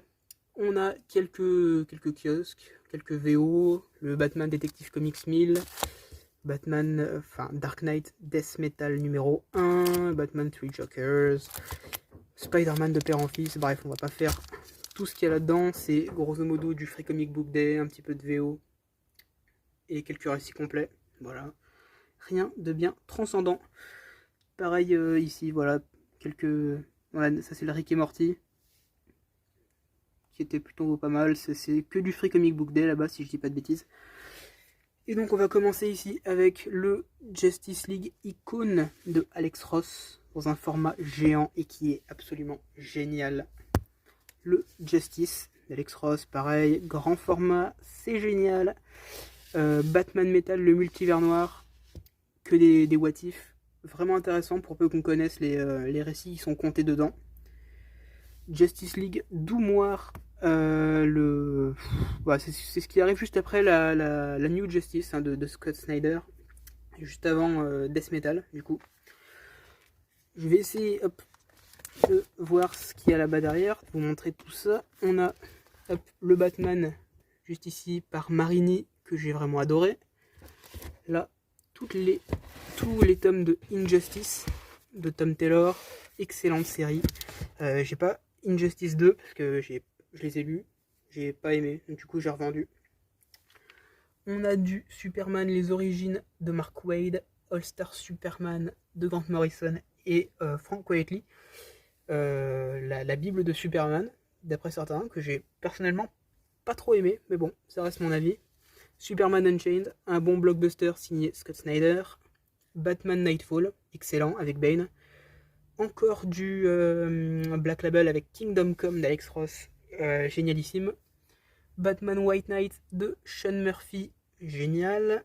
Curse of the White Knight, tout aussi bon, encore une fois de Sean Murphy. V pour Vendetta d'Alan Moore, très très bon. Le DC The New Frontier de Darwin Cook, hop, je vais enlever ça. Difficile à lire, un peu indigeste, mais ça vaut le coup. C'est très politique. Le comics, le gros pavé des 80 ans du Joker, qui est juste magnifique. Je sais pas si on le verra. Voilà. Sublime. Je l'ai pris honnêtement juste pour l'objet en lui-même. Les Batman New 52 jusqu'au tome, c'est lequel? C'est le tome 7, Mascarade, parce que la relève apparemment c'était vraiment très très mauvais, donc je l'ai pas pris. Les 3 premiers tomes de Green Arrow, de Jeff Lemire et Andrea Sorrentino, pareil, les 2 derniers sont vraiment nuls à chier, donc je les ai pas pris. Flashpoint, le récit qui mène au New 52, et les 4 premiers tomes de Flash New 52 que j'ai également bien aimé. On termine donc ici avec un petit peu d'indépendant. On a les 4 premiers tomes de Preacher de Garcenis. Génial, vraiment cool. Les 2 premières intégrales d'American Vampire de Scott Snyder, coécrit avec Stephen King pour le premier tome. C'est excellent, très très bon. Les 2 intégrales, les 2 premières de Invincible par Robert Kirkman, très très bon, j'ai adoré. Et le vilain petit canard, c'est le seul comics Marvel que j'ai. C'est l'édition artiste de Spider-Man, l'histoire d'une vie, et je n'ai pas accroché. J'ai trouvé ça très très rushé. Je suis désolé de le dire, hein, mais personnellement j'ai pas aimé. Je pense qu'en fait Marvel n'est tout simplement pas fait pour moi. Je pense que ça doit être ça. Voilà donc pour ma collection de comics. J'espère que ça vous aura plu. Et je remercie encore Fan de Comics de m'avoir proposé sur Instagram de réaliser cette petite vidéo. Donc si vous voulez venir me suivre sur Instagram, la Comics Cave, n'hésitez pas, franchement, ça fait toujours plaisir. Et moi, je vous remercie, et merci Fan de Comics, et à plus, peut-être sur Instagram. Allez, ciao. Bonjour à tous, alors je fais une petite vidéo pour présenter ma collection. Alors un grand merci à Comics Noob qui m'a invité sur sa vidéo. Et donc pour parler un peu de ma collection, donc moi je collectionne depuis 2002 à peu près, donc ça fait presque 20 ans. Et j'ai pas mal de kiosques dans ma collection, même s'il y en a beaucoup qui mettent ça dans des boîtes en carton, moi j'aime bien les exposer, je trouve ça très joli. Donc j'en ai quelques-uns, alors Je vais faire un petit tour rapide et on va pas faire tout en détail parce que sinon ça va durer trop longtemps. Et donc on va essayer euh, de faire un petit peu en gros. Je présenterai en gros les trucs que j'aime bien et puis voilà, et je passerai un petit peu pour un peu tout montrer. Et on peut commencer par mon château Disney en Lego que j'aime particulièrement et que j'ai mis en hauteur parce que j'ai un enfant de 2 ans qui aime bien jouer avec. Donc je vais commencer par ici. La luminosité a changé parce que j'ai pris les vidéos en plusieurs fois et que nous ne sommes plus le jour. Donc d'avant je m'excuse parce que j'ai rien pour poser mon portable. Donc si jamais vous avez le mal de mer, eh ben, je m'excuse d'avance. Ça risque peut-être de bouger un petit peu. Je vais essayer de faire au mieux. Donc on commence par les omnibus de chez Marvel. Donc on a notamment Annihilation. Ça c'est une super série que j'avais aussi en kiosque, mais que j'ai racheté en omnibus parce que j'ai adoré toute cette... j'ai adoré tout ce run, et j'ai adoré Abnett et Lanning dans le Cosmic Marvel. C'est un peu eux qui m'ont fait découvrir et aimer le Cosmic. J'étais pas trop de la génération Sterling, donc j'ai pas trop connu cette époque-là, mais Annihilation, ça a vraiment été une grosse claque pour moi à l'époque. Voilà, on a du Spider-Man, on a la saga du clone. Donc la saga du clone, c'est les éditions qui étaient parues il y a quelques années, hein. Donc la saga, elle est en 2 tomes. Voilà, qu'est-ce qu'on a d'autre par ici? On a les éditions de DC de Panini à l'époque, notamment The Killing Joke, qui est un petit peu connu. Voilà, on avait des vieilles éditions aussi avec du comics avec du papier de moins bonne qualité, du souple. Ils faisaient ça aussi à l'époque, Panini, sur DC. Après, donc on a du Batman, je vais pas venir trop en détail. On a Silence, ça c'est fantastique. Je l'avais aussi en kiosque, je l'ai racheté juste en noir et blanc. La Cour des Hiboux, c'est la première partie du run de Snyder. Donc on a tout le run de Tom King sur Batman. Donc ça c'est un run que moi j'ai vraiment beaucoup aimé. C'est un run qui est un peu divisé, mais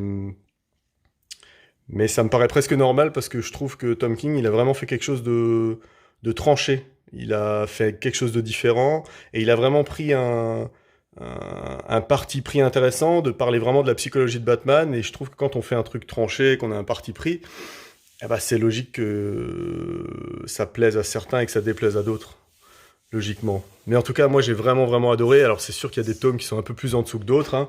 Il y a des tomes sur les cauchemars de Batman, c'est un peu plus anecdotique. Mais vraiment, en général, c'est une histoire qui m'a fait quand même tirer quelques larmes. Et c'est vrai que dans le monde des comics, ça arrive pas si souvent que ça. Donc ça, c'était vraiment une très bonne surprise. Ensuite, on a bien sûr le run de Snyder, que j'ai pas tout aimé en entier. J'ai adoré le début, bien entendu. Tout ce qui est en zéro, ça m'a pas trop parlé à fond. Après, tout ce qui est mascarade, le retour du Joker et tout ça, ça a vraiment été encore du bon. Voilà. Et ensuite, on se retrouve avec la collection Marvel de chez Hachette. Donc, je vais essayer de prendre la frise en entier. Voilà. Donc, on a la frise complète. Alors, il y avait les 60 premiers numéros, et puis après, ils ont continué. Donc, ils ont agrémenté de numéros en chiffres romains pour des histoires plus anciennes, et ils ont continué après les 60, des histoires un peu plus récentes. Moi, après, j'ai arrêté parce que ça commençait un peu à coûter cher et que j'allais manquer un peu de place. Encore que j'aurais pu, hein, mais bon, voilà, je me suis arrêté. Et c'est assez agréable de lire parfois les histoires dans cette collection. Il y a beaucoup de choses que j'ai en kiosque et que j'ai aussi ici. Mais les lire dans ce format, parfois c'est bien parce que ça permet d'avoir les histoires en une fois. Et puis la chose assez rigolote, c'est d'essayer de retrouver le comics que vous cherchez en vous fiant uniquement à la vignette. Et ça, c'est un truc. C'est un truc qui peut être rigolo. Donc par exemple, là, voilà, on a, je pense que ça doit être Extremis, Iron Man. Voilà, bah c'est ça, ouais. Voilà, bon, bref, donc c'est un petit jeu quand on veut retrouver une histoire, et c'est toujours sympa. Sinon, avant de parler des kiosques, on a une étagère ici. Donc sur cette étagère, on a du Umbrella Academy. Qu'est-ce que je peux dire? On a Fear Agent, ça c'est du Rick Remender. C'est un peu ça qui m'a fait découvrir Remender. C'est une super série sur un... Alors comment expliquer ça? C'est un sorte d'agent secret mais un peu loser, un peu à la space opéra parce qu'il se déplace dans l'espace, il y a pas mal de races différentes, etc. Mais c'est vraiment super marrant. Alors ça, c'est le hors-série, et il y a 2 intégrales qui étaient parues, que j'ai prêtées, qu'on m'a pas encore rendues. Mais ça, c'est du très bon. C'est ce qui m'a fait vraiment aimer Remender. Ensuite, on a Saga, que je vais pas présenter, tout le monde connaît. Du Spawn, on a du Top 10, ça c'est rigolo. Top 10, c'est de Alan Moore. Alors Top 10, c'est dans un monde où tout le monde a des super pouvoirs, et dans ce monde-là, on a une police. Alors c'est pas à la The Boys, hein, mais c'est plutôt une police qui est là pour un petit peu faire ce que fait la police, c'est-à-dire résoudre des crimes, résoudre des affaires, sauf qu'ils font ça dans un monde où l'intégralité de la population a des super pouvoirs. Donc je vous laisse imaginer le bordel que ça peut faire. Et c'est du Alan Moore pour ne rien gâcher, et c'est vraiment pas mal. C'était aussi une des premières parutions que Urban avait fait en France. Voilà, The Boys, je les avais lus et on me les avait prêtés à l'époque. Et là, j'ai décidé de les racheter, donc j'ai que le tome 1 pour l'instant, mais j'avais déjà tout lu. Voilà. Et en dessous, on a du Walking Dead. J'ai pas encore toute la série, je me suis arrêté au 30. Super série que tout le monde connaît, que je pense qui a un peu été tirée en longueur vers la fin. Puis la preuve, moi, j'ai pas encore eu vraiment envie de me faire la fin, mais je vais la faire. Et du coup, on a aussi, ça c'est rigolo, j'avais racheté ça. C'est la première édition de Walking Dead c'est le tome 1 qui était paru de chez Semic. Donc Semic Noir à l'époque. La toute première édition en France. Ouais, c'est rigolo, je l'avais trouvé sur Internet d'occasion. Et là, on a 2-3 trucs qu'il faut que je lise. Enfin, pas les Super Picsou géants, ça c'est mon enfance, ça. On a Jeu de guerre, ça c'était une saga de Batman à l'époque que j'avais en kiosque et j'aimerais bien relire. Batman Eternal que j'ai pas lu encore. Et on a Paradise X et Universe X. Donc comme il y a l'Omnibus Earth X qui est sorti, moi je me suis pris ça. J'ai trouvé ça sur eBay à pas cher. Donc je les ai tous pris. On verra. Il y a Sentry aussi par là-bas. Donc voilà, c'est des choses qu'il faut que je lise encore. Et là en dessous, on a un Scott Pilgrim qui s'est un peu perdu, qu'il faudrait que je range ailleurs, hein, parce qu'il le mérite quand même. C'est pas mal. Ça m'a pas transcendé autant que les critiques positives qu'on peut entendre sur la série. Mais c'est pas mal. Voilà. Bon, ça m'a pas non plus collé au siège. Et donc ça, c'était la collection Eagle Moss de DC. J'en avais certains. Et voilà, j'avais commencé, j'ai vite arrêté. Parce que c'est des récits que j'avais déjà. Donc voilà. Ok, donc là, on a la première étagère. Donc avec là-haut des figurines de la Justice League. Voilà, qui garde l'étagère tranquillement. Et sur donc la première étagère, on a les Absolutes. Donc on avait toujours encore, à l'époque où Panini possédait DC, on avait l'Absolute Batman, A Long Halloween et Kingdom Come. Donc A Long Halloween, j'en ai beaucoup entendu parler les derniers temps, donc je pense que ça commence vraiment à être connu ce récit, mais il est fantastique. Il peut être lu même si on connaît rien de Batman. C'est Tim Sale au dessin, donc c'est vraiment un peu dark comme dessin, mais c'est super accessible et super beau. Ah voilà, si vous voulez faire découvrir Batman, c'est un super récit, ça. Donc après, on a les héros Marvel. Les héros Marvel, c'est pareil, c'est Tim Sale qui avait...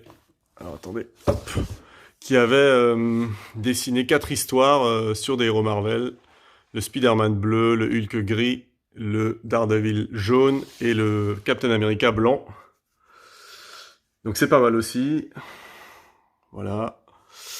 On a mon exemplaire de Watchmen qui est pas un exemplaire hyper luxueux, mais c'est un exemplaire auquel je tiens. Je l'avais acheté à l'époque du film Watchmen pour découvrir la BD. C'est d'ailleurs ce qui est écrit là en gros. Et donc je l'ai pas mal poncé, lu et relu. Donc il a un petit peu... mais du coup je suis assez attaché à lui. Et j'ai pas forcément envie de racheter une édition super belle. Celle-là elle me va très bien.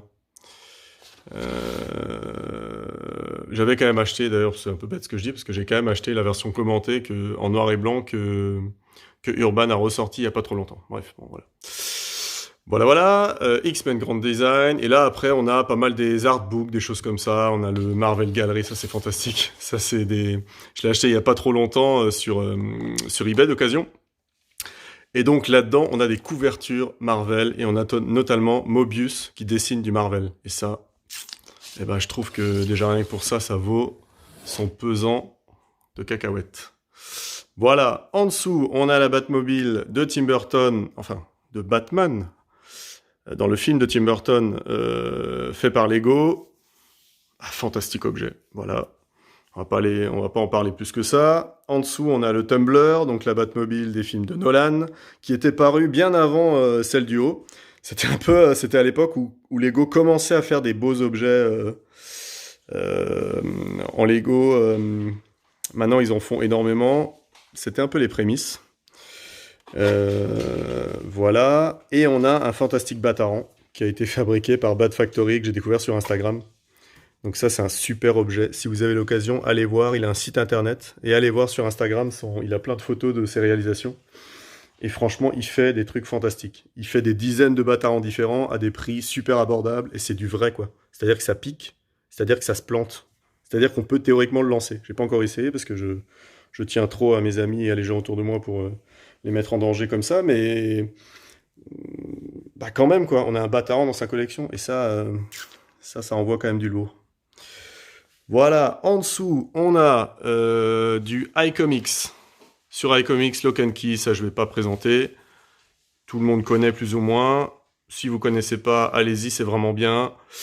Les Tortues Ninja, c'est vraiment pas mal. J'ai pas encore toutes, je me suis arrêté au 5, mais je pense que je vais vraiment continuer la collection. J'ai le tome 0 aussi, mais le tome 0, il est en bas dans ma pile à lire.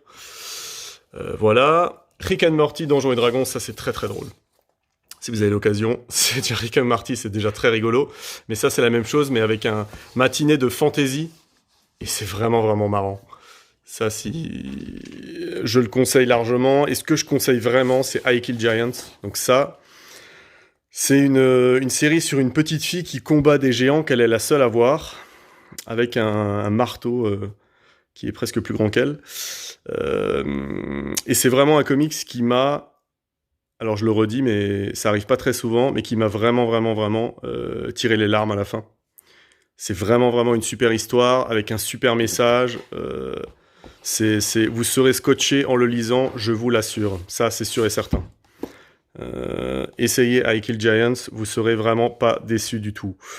Ensuite, on a du Justice League, Brightest Day, Blackest Night. On a la version Panini de Superman Red Son en souple qui était paru à l'époque. Voilà. Heroine Crisis. Une Crisis que j'aime bien. C'est pas un récit avec un scénario de fou, mais Kleiman, il est fantastique dessus. Le dessin est assez fou. Ça, c'est le premier Superman que Urban a sorti en France. C'est assez rigolo avec la maquette un peu cramée, là, où ils ont essayé de faire un truc là qui donne moyennement, quoi. Mais c'est rigolo, quand on regarde ça maintenant, quand on voit tout ce qu'ils ont sorti depuis. Voilà, du Aquaman, bon voilà. On va passer en dessous avec DC Universe Rebirth, ouais, du Doomsday Clock. Bon, ça j'en ai déjà parlé sur ma chaîne Instagram. J'avais dit quoi sur ce... Le scénario était pas génial, mais le dessin était fantastique. Ouais, je dis souvent ça, mais c'est vrai que le scénario m'a pas vraiment... On sent qu'il veut faire un truc de fou, mais qu'en fait, ça finit un peu en... Bof, voilà, quoi. Mais le dessin de Gary Frank est vraiment bien. Donc, bon, voilà. Je conseille pas ça du tout à des gens qui sont pas habitués aux comics. Vraiment, vraiment, vraiment pas. Et je conseille pas non plus à ceux qui ont pas lu Watchmen. Bon, encore que. Mais bon, il faut quand même avoir un petit bagage de comics pour comprendre quelque chose. Ensuite, on a The Wake. The Wake, c'est une histoire de Scott Snyder et de Sean Murphy, deux personnes qui sont relativement célèbres, on peut le dire. Voilà, et c'est un peu une histoire à la The Thing où on a des humains qui se retrouvent dans une station sous l'eau avec une créature, voilà, un petit peu étrange. Un peu horrifique, voilà. Hellblazer, c'est très très bien. Preacher aussi, bon, j'ai pas encore fini. Punk Rock Jesus, c'est fantastique. Ça, il faut absolument le lire. Tout le monde connaît, c'est Sean Murphy, mais c'est vraiment vraiment une bonne BD. C'est excellemment dessiné et c'est vraiment, il y a un super message. L'histoire, on la connaît tous, c'est l'ADN de Jésus qui a été retrouvé. Jésus a été cloné et il est envoyé dans une émission de télé-réalité à notre époque. Voilà, pour qu'on suive sa vie. Si vous entendez un pitch plus cramé que ça, eh ben, je vous laisse me le dire, mais je trouve que ça, c'est déjà pas mal et ça donne bien envie de lire. The Private Eye et Barrière, donc ça, c'est 2 BD au format italien de Brian K. Vaughan, qui est aussi assez connu, notamment pour Saga et Paper Girl, etc. The Private Eye, ça parle un petit peu d'une société où les gens sont H24 masqués. Et ça parle beaucoup des réseaux sociaux, de l'image qu'on se donne sur les réseaux sociaux. Est-ce que c'est notre vraie image? Quelle image on veut bien montrer au monde? Enfin, il y a beaucoup donc ça parle un petit peu de ça. Et Barrière, ça parle d'immigration. Bon, en même temps, vu la couverture, on se doute que, voilà. Et c'est vraiment une réflexion aussi intéressante sur l'échange des cultures, sur la découverte d'une nouvelle culture et sur comment on peut se sentir vite, dépassé quand on se retrouve au milieu d'une autre culture.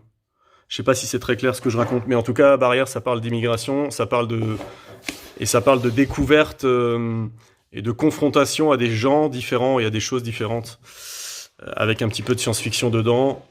Voilà, je pense de nos jours, c'est des thèmes qui peuvent quand même un peu parler. Là, on a du Black Label, on a Luthor. Bon, je vais pas rentrer trop dans les détails là-dedans. C'est des récits qui sont assez connus. V pour Vendetta, Alan Moore, j'en ai déjà parlé. Descenders, ça c'est très très bien, surtout le dessin. Ah ouais, le dessin de Dustin Nguyen, il est assez fantastique. Une espèce d'aquarelle un peu... Ouais, ça c'est de la bombe. Ouais, je vais essayer de pas spoiler en foutant. En plus, je vous prends le tome 5, pour pas spoiler. Hein. C'est vraiment le meilleur truc à faire. Paper Girl, c'est très très bien. Si on aime les voyages dans le temps, il faut lire ça. Brian K. Vaughan. Le petit gars, il a fait ses preuves quand même. Hein. C'est un des scénaristes les plus en vue en ce moment. Mais il vole pas son titre. Hein. C'est vraiment bien ce qu'il fait là-dessus. Why the Last Man, pareil. C'est très très bien ce qu'il a fait là-dessus. Voilà. Killer Be Killed, ça c'est du Brubaker. Donc c'est un peu thriller. C'est l'histoire d'un gars qui se retrouve à faire un pacte avec le démon pour ne pas mourir. Je suis plus tout à fait sûr, mais je crois que c'est pour ça. Et en gros, il doit tuer une personne par semaine s'il veut continuer à pouvoir vivre. Sinon, son âme est vendue au démon, une histoire comme ça. Bon, bref, en tout cas, c'est assez rigolo parce que c'est un gars qui se retrouve à devoir faire des meurtres alors que c'était pas son trip quand même à la base au départ, quoi. Et donc, c'est en 4 tomes et c'est une super histoire. Donc, la deuxième étagère, je me rends compte que je vais un peu trop lentement, donc je vais un petit peu accélérer pour ne pas faire une vidéo trop longue. Donc, là au-dessus, nous avons les récits noir et blanc de Panini, c'est vraiment bien, des dessinateurs de fous. On a du Mark Brooks sur le Han Solo, et ça, c'est quand même l'histoire, c'est quand même une course de vaisseau. Donc l'histoire, elle est pas folle, mais une course de vaisseau dessinée par Mark Brooks, avec le Faucon Millenium, plein de vaisseaux autour, tout ça en noir et blanc, dans un format agrandi. Je peux vous dire qu'on en plein la rétine. C'est vraiment, vraiment, vraiment bien. Ensuite, The Authority, ça c'est top. Warren Ellis, hein, lui, il l'est un peu moins, mais bon, son récit est pas mal. Ultimate, ça c'est vraiment très très bien. Si jamais vous voulez mettre quelqu'un au comics, mettez-lui ça dans les mains. C'est le récit par lequel il faut démarrer les comics, quoi. Enfin, il y a tout dedans, c'est simple. Il n'y a rien à dire. Civil War, c'est selon moi le meilleur crossover que Marvel a fait depuis les 10 dernières années, avec House of M aussi qui était pas mal, mais qui était un peu dans la même période. Depuis, ils ont essayé de refaire le même truc, mais ça a jamais vraiment pris à ce point-là, quoi. Civil War, c'est vraiment top. On a du Thanos, on a du Uncanny X-Force que j'ai acheté parce que c'était du Remender, comme Fear Agent. On a du Wolverine and the X-Men, c'est pas mal du tout ça aussi, avec du Chris Bacalo au dessin. Tac. Voilà. Donc ça ne se boude pas non plus. Secret Empire, bof, voilà, c'était pas la folie selon moi. Le Thor de Aaron, moi j'ai beaucoup aimé. Le Massacreur de Dieu, j'ai beaucoup aimé. Voilà. New Avengers de Hickman, donc ça je les avais rachetés. Je les avais lus en kiosque. Je les avais rachetés en tome intégral, enfin en deluxe. Je pense que Hickman, c'est vraiment quelque chose qu'il faut lire d'un coup. Le lire en attendant un mois à chaque fois entre les épisodes, c'est compliqué parce que Il faut vraiment être dedans. En fait, il met tellement de choses et tellement de détails qu'en fait, il faudrait à chaque fois, chaque mois en kiosque, il fallait relire les 5 trucs d'avant pour arriver à comprendre quelque chose. Donc, je voulais les racheter en deluxe pour pouvoir vraiment les lire d'un coup. Et je suis pas déçu, c'est pas mal du tout. La Vision, ça c'est... Voilà, toujours Tom King. Et La Vision, c'est un petit peu célèbre en ce moment, La Vision, on en entend parler, c'est pas mal. Daredevil de Bendis et Maliv, alors ça, bon bah... Si vous connaissez vraiment pas, c'est un peu Daredevil, c'est un peu à la mode thriller, on se concentre pas trop sur ses pouvoirs et le côté super-héros, un peu plus sur son état, sur le fait qu'il soit avocat. Et c'est des récits qui sont vraiment bien, très très très urbains, pas trop super-héros, pas trop explosion de lumière quoi. C'est très urbain, c'est très noir, mais c'est vraiment vraiment vraiment bien. C'est du Bendis, donc c'est de qualité. Voilà, je vais pas venir en détail sur les Marvel Now. Voilà, je peux parler de Superman Une Vie. Je sais pas ce que vous avez pris comme couverture. Moi, j'ai pris celle-là parce que j'aime le disco. Voilà, très bien. Ensuite, les Marvel Icons. Ça, c'est une super collection. Punisher, X-Men de Morrison, c'est fantastique. Spider-Man de Straczynski, c'est fantastique. Punisher, il y a quasiment tout qui a été fait sur le Punisher qui est bien. Alors, il y a des trucs bien et des trucs un peu moins bien, mais globalement, je trouve que les Icons sont tous à peu près de bonne qualité. Toujours du Marvel Now, ensuite du 100% Marvel, avec ce fantastique gris qui fait qu'on n'arrive absolument pas à lire les titres. Mais en gros, on a du Doctor Strange, on a du Immortal Hulk, on a du Iron Fist, voilà, on a un peu de Daredevil. Ça, c'est les anciennes éditions, c'est un peu comme ce que j'ai montré avant sur DC, c'est les Marvel Monsters, ils appelaient ça, avec un papier de moins bonne qualité. C'était du souple, on a notamment Planet Hulk, on a X-Factor, c'était une super série ça. Ça avait commencé en kiosque, ils avaient publié la suite en Marvel Monsters, c'était vraiment bien. Quelques 100% Marvel, il n'y a pas grand-chose que je peux dire en détail là-dessus. Ensuite, on a du Letter 45, ça c'est vraiment rigolo. Letter 45 de Glénat. C'est l'histoire d'un... En fait, le début de l'histoire, c'est le passation de pouvoir entre deux présidents des États-Unis. Et en fait, quand il y en a un qui accueille l'autre, il laisse toujours une lettre. Et dans la lettre, il met un peu tous les secrets d'État à l'intérieur, genre le truc que le président doit savoir, mais c'est que lui qui doit le savoir, parce que c'est un secret absolu. Et notamment, quand il ouvre la lettre, le brave président, il se rend compte que, en fait, on a découvert un vaisseau alien qui se trouve dans le système solaire, aux abords de Jupiter, et que les États-Unis ont lancé un vaisseau avec 5 ou 6 personnes dedans qui va vers ce vaisseau alien pour aller à sa rencontre. Et donc le vaisseau arrivera à sa rencontre au bout de quelques mois, parce que forcément pour aller à Jupiter, ça se compte plutôt en années au niveau du voyage. Et donc quand le président arrive au pouvoir, le vaisseau sera bientôt aux abords de ce vaisseau alien. Et donc il découvre ça, et donc c'est en 6 tomes. Au bout des 6 tomes, l'histoire est terminée, et donc ça raconte un peu comment est-ce qu'il gère tout ça. Donc comment est-ce qu'il gère le fait qu'en fait on se rend compte qu'il y a des aliens, qu'on l'a toujours su, mais que et qu'il l'apprend dans une lettre en 2-2 quoi. Enfin bon, c'est super bien. Nilebeater, c'est un peu un thriller avec un tueur en série qui doit s'allier à un flic pour découvrir dans un petit village pourquoi est-ce que ce village crée plein de tueurs en série. Il y a plein de tueurs en série qui viennent de là-bas, ils veulent savoir pourquoi, donc ils s'associent à Nilebeater qui est un tueur en série qui a pour trip d'arracher les membres de ses victimes et de leur manger les ongles. Voilà, bon appétit, mais donc ça m'a pas subjugué, moi c'est pas mal. Bon, mais le pitch m'avait beaucoup intéressé. Des intégrales, on va pas revenir trop dessus. Ensuite, j'ai un petit peu de Bliss, pas beaucoup, pour de Valiant. Notamment, j'ai Bloodshot et Bloodshot Reborn de Lee Mayer. Jeff. Les Mayer ou les Mir, je sais plus maintenant. Bon, on s'en fout. Bref, c'est très bien.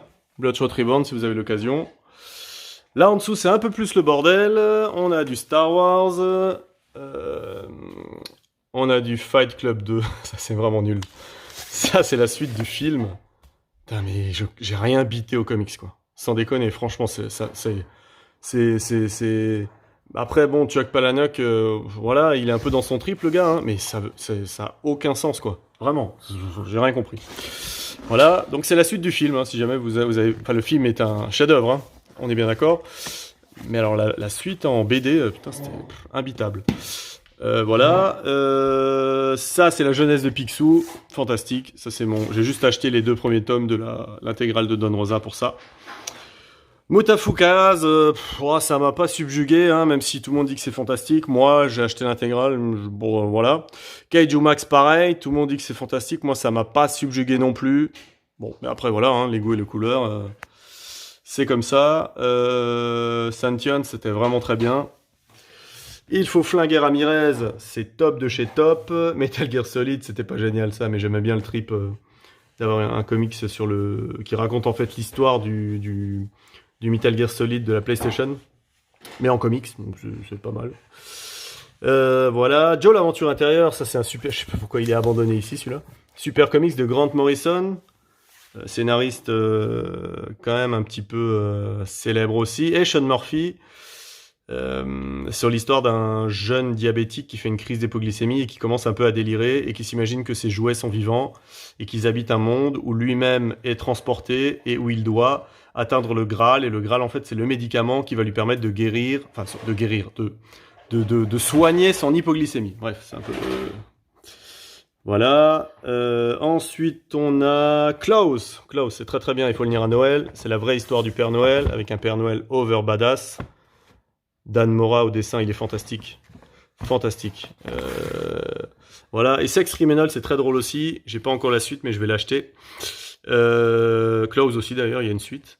Sex Criminal, c'est des gens qui, quand ils font l'amour, ils arrivent à arrêter le temps. Et ils vont se servir de ce pouvoir incongru pour forcément faire plein de choses très légales. Donc c'est assez marrant. Il faut le lire. Voilà, voilà pour cette étagère.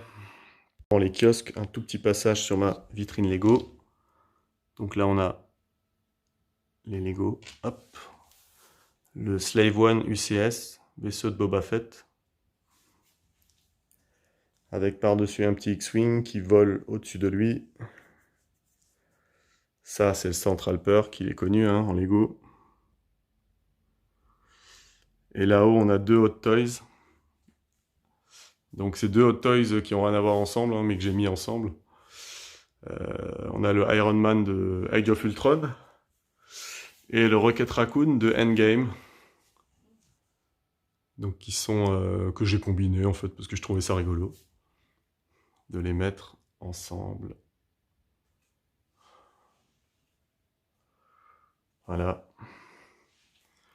Par ici, nous avons le Batwing qui est accroché au mur, à l'abri des petites mains indélicates. On a l'arrière du château Disney, hop là, qui est vraiment sympa. On a le château hanté de chez Lego, hop, pour pas qu'on voit la lumière. Et on a la hutte des lutins du Père Noël. Ça, j'avais acheté pour Noël, pour faire mon déco à mon sapin. Et voilà, et donc ensuite, la suite, ça sera par ici, c'est les kiosques. Alors donc par ici, on a le kiosque. Je vais commencer par au-dessus. Donc Last Man, c'est français, c'est très très inspiré manga, shonen, c'est un petit peu, il y a un petit peu du Street Fighter aussi dans des jeux de combat, des anciens jeux de combat. C'est des cliffhangers de ouf entre 2 tomes. C'est vraiment vraiment super bien. J'ai rarement autant attendu un tome une fois que c'était fini.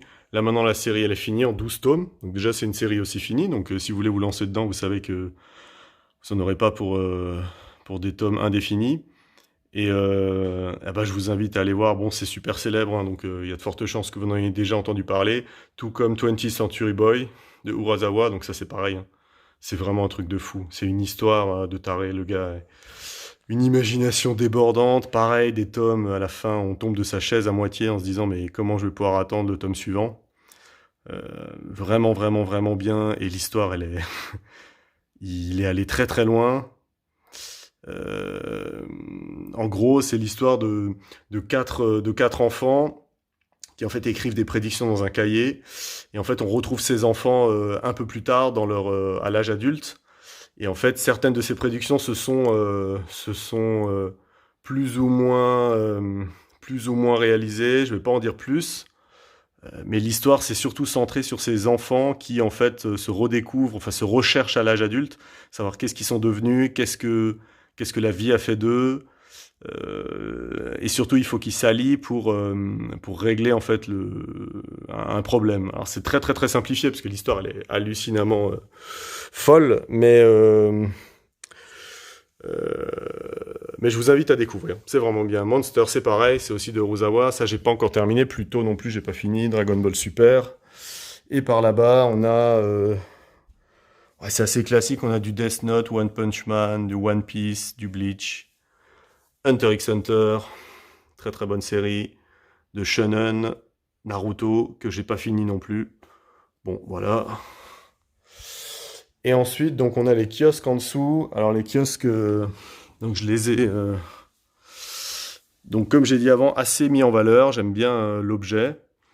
Je les stocke dans les petites pochettes, même si c'est vrai que ça me gêne un peu, parce que pour moi, une bibliothèque, c'est quand même un endroit où on peut normalement piocher et feuilleter.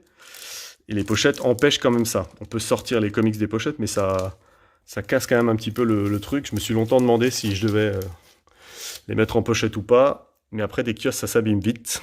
Donc pour l'instant, j'ai toujours encore opté pour les pochettes. Et donc en fait, ça fonctionne par case. Donc là, on a 1, 2, 3, les 3 cases. Là-dedans, on a à peu près tout ce qui se fait dans les X-Men. On a l'intégralité quasiment de la série X-Men chez Panini. Il en manque une vingtaine entre le numéro 1 et le numéro 169 pour la première série. Voilà, et après, on a toutes les autres séries. Parce que bien sûr, ils ont fait de la renumérotation. On a quelques comics VO qu'on peut voir devant. Notamment le X-Men 1 de Jim Lee et Claremont. Ça, c'est... Et on a ça c'est rigolo. C'est X-Men hors série, donc c'est le run de Morrison. Et en fait, il avait fait un épisode avec Lane Hill Francis Yu, qu'il avait fait en format à l'italienne. Et donc, on se retrouve avec un kiosque, mais qui est en format à l'italienne. Ça, c'est assez rigolo. Voilà. Et vous le retrouvez vous retrouvez cet épisode dans les Marvel Icon, dans le Marvel Icon X-Men de Morrison, le numéro 1. Qui est pas facile à lire du coup, parce qu'à l'italienne, il faut mettre la BD dans l'autre sens, et comme elle est assez grosse, c'est pas très simple. Là, on a tous les Wolverine, donc là, je les ai tous. Je les ai complétés récemment, avec notamment l'Arme X, sorti chez Semic à l'époque. Ça, c'est aussi un très bel objet, qui me tient particulièrement à cœur, parce qu'il est en bon état, et ce récit, c'est quand même un récit... c'est un récit fondateur de Wolverine, hein, vraiment. Voilà. Ensuite, ça continue par là-bas. Alors, par là-bas, on a les Spider-Man. Donc là, sur les 2 étages, vous avez tous les Spider-Man. Je les ai quasiment tous aussi. Spider-Man de Panini, la version 1. En fait, je dis version 1 parce que, bien sûr, il y a eu de la renumérotation. Hein. Il y a eu une version 1 et après, ils sont revenus au numéro 1. C'est ce qu'on appelle la version 2. Puis après, il y a eu la 3, 4, 5 jusqu'à 6, je crois. Sauf qu'au début, les numérotations, ils attendaient au moins d'arriver au numéro 30, 40 pour renuméroter. Maintenant, ils s'arrêtent au numéro 10, ce qui est un peu dommage, je pense. Et là, vous avez notamment le premier kiosque et premier comics que j'ai acheté en France. Et donc, c'était un hors-série qui date de 2002, si je ne me trompe pas, juillet 2002, ouais. Et j'avais pris un hors-série parce que j'avais peur qu'avec la série principale, je prendrais des comics en cours et que je comprendrais rien à ce qui se passe, et j'avais pris un hors-série parce que je me suis dit ça c'est une histoire seule, et du coup j'arriverai à comprendre ce qui s'y passe. C'était pas formidable, mais comme quoi quand on commence les comics, ça peut toujours un peu rebuter la continuité, et il faut quand même, quand on propose des comics à quelqu'un pour démarrer, il faut quand même avoir ça en tête. Ensuite, donc toute cette partie là-haut, on a tous les Marvel Heroes, Marvel Elite, Marvel Legends et Marvel Icon. Donc Marvel Icon, c'est un peu la période House of M. Hein. Et tout ce qui était avant, c'est la période des années 90. Hein. Avec la renaissance des héros, le retour des héros. Donc ça, c'était des crossovers qui avaient lieu à l'époque. Notamment, je vais essayer d'en ressortir. Voilà, ça c'était la renaissance des héros. Voilà. Donc il y avait des magazines Iron Man, il y avait un magazine Fantastic Four. Voilà, et on avait du Marvel Legends. Et Marvel Legends, il me semble que le numéro 1, ouais, le numéro 1, on a Coppel sur les Fantastic Four. Alors c'est pas le dessinateur de la série, mais il fait la couverture. Et franchement, c'est pas dégueulasse, hein. Ça fait toujours plaisir de le voir au crayon. Voilà. Ensuite, je vais pas tout vous détailler, mais il y a eu plein de séries différentes. Marvel Heroes, il y a eu Avengers Univers, il y a eu Hulk, il y a eu Thor, il y a eu Iron Man, il y a eu plein de choses. Donc elles sont toutes là, hein, sur les deux épaisseurs, hein. Je vais pas revenir trop en détail là-dessus. On trouve là tous les événements Marvel avec House of M, Civil War. On a Fear Itself, on a World War Hulk, Secret Invasion, Siege, Age of Ultron, Avenger vs X-Men, Infinity, Original Sin. Voilà. Et après ça, je me suis arrêté à Secret Empire, j'ai arrêté d'acheter des kiosques. J'ai un peu arrêté les kiosques un an et demi avant que Panini arrête complètement. Et maintenant, j'essaie de les racheter, ce qui est un peu bête de ma part, peut-être, mais bon. À l'époque, j'avais vraiment pas beaucoup de place. Donc, j'ai arrêté les kiosques. Parce que les kiosques, ça prend de la place. Et là, j'ai la chance d'avoir un peu plus de place. Du coup, les kiosques, ça me plaît à nouveau. Avec le fameux Les Trésors de Marvel, hein. Voilà, là, on a du Semic principalement. Avec les Spider-Man, je les ai quasiment tous. Les X-Men aussi. Voilà, du Daredevil, plein de choses. Bon, je vais pas trop venir en détail là-dessus. La vidéo commence déjà à être un peu trop longue. On va aller par là-bas. Là, on a tous les comics que j'ai en double et qu'il faut que je revende un jour. Donc, je vais m'atteler un jour à ça. Là, on a tous les Ultimates. Donc, Ultimate, j'ai à peu près tout ce qui s'est fait. Sauf le Ultimate Spider-Man numéro 1. À mon avis, je suis pas tout de suite prêt à l'avoir parce que ça cote pas mal, mais j'ai Ultimate X-Men en entier, Ultimate Fantastic Four, Ultimate. Voilà, je les ai là. Les Marvel Universe, donc c'est ça qui m'a fait découvrir le cosmique chez Marvel, hein. Avec notamment des super épisodes de Abnett et Lanning, il y avait les Gardiens de la Galaxie là-dedans, il y avait Annihilation, le fameux que j'ai acheté aussi en omnibus. Voilà, là en dessous on a un peu de comics VO. Pas beaucoup, mais... Ah ouais, tiens, celui-là. D'ailleurs, je l'ai mis au-dessus, pas pour rien. C'est pour montrer la Fantastic Freeze. Regardez ça. Hop. Ça, c'est la magnifique Freeze qu'il y avait dans Ultimate 2. C'est pas mal du tout, franchement, quand même. C'est pas mal du tout. Je l'avais acheté pour ça à l'époque en VO. Voilà. Après, là-dedans, on a du Spawn, on a du Witchblade, on a du Darkness... On a du Topco, on a du Cross-Gen, c'est un peu le comics, c'est un peu hors de Marvel et DC, que j'ai un peu mis ici. Par ici, on a tous les kiosques, mais de DC, avec notamment, ça c'est pas mal, c'est le Batman Showcase 1 et 2. Donc en fait, quand Urban est arrivé, ils ont sorti Batman Showcase 1 et 2, et dès que le New 52 est arrivé, paf, ils ont transformé ça en Batman Saga. Donc en fait, Batman Showcase, il y a eu 2 numéros avant qu'il y ait une renumérotation. C'est la renumérotation la plus rapide du monde pour devenir Batman Saga. Et donc on avait Batman Showcase, on avait aussi Green Lantern Showcase à l'époque. Voilà. Voilà, avant ça il y avait DC Universe, donc ça c'était Panini Comics qui faisait du DC. On avait aussi des séries... Là derrière, on a Batman Superman, on a le Batman, on a la série 52, ça c'est rigolo. Donc ça, 52, c'était aussi une série qui était parue en kiosque et qui maintenant est ressortie chez Urban, hein. C'était pendant le Infinite Crisis qu'il y avait eu le 52, avec franchement cette couverture, elle défonce quoi. Moi j'adore. Voilà, donc il y en avait eu 13, c'était paru sur un an. Voilà. Ça, c'est les Before Watchmen avec les couvertures variantes de Jim Lee. Voilà. Et du coup, écoutez, je crois qu'on est arrivé au bout. Donc, je m'excuse si la vidéo, elle est un peu... si vous avez le mal de mer en regardant, parce que j'ai eu un peu du mal à cadrer et à parler en même temps. Et je m'excuse s'il y a un changement de luminosité, parce que j'ai fait les vidéos en plusieurs fois, à plusieurs moments de la journée différentes. Du coup, ça doit paraître un peu bizarre quand on les regarde d'un bout à l'autre.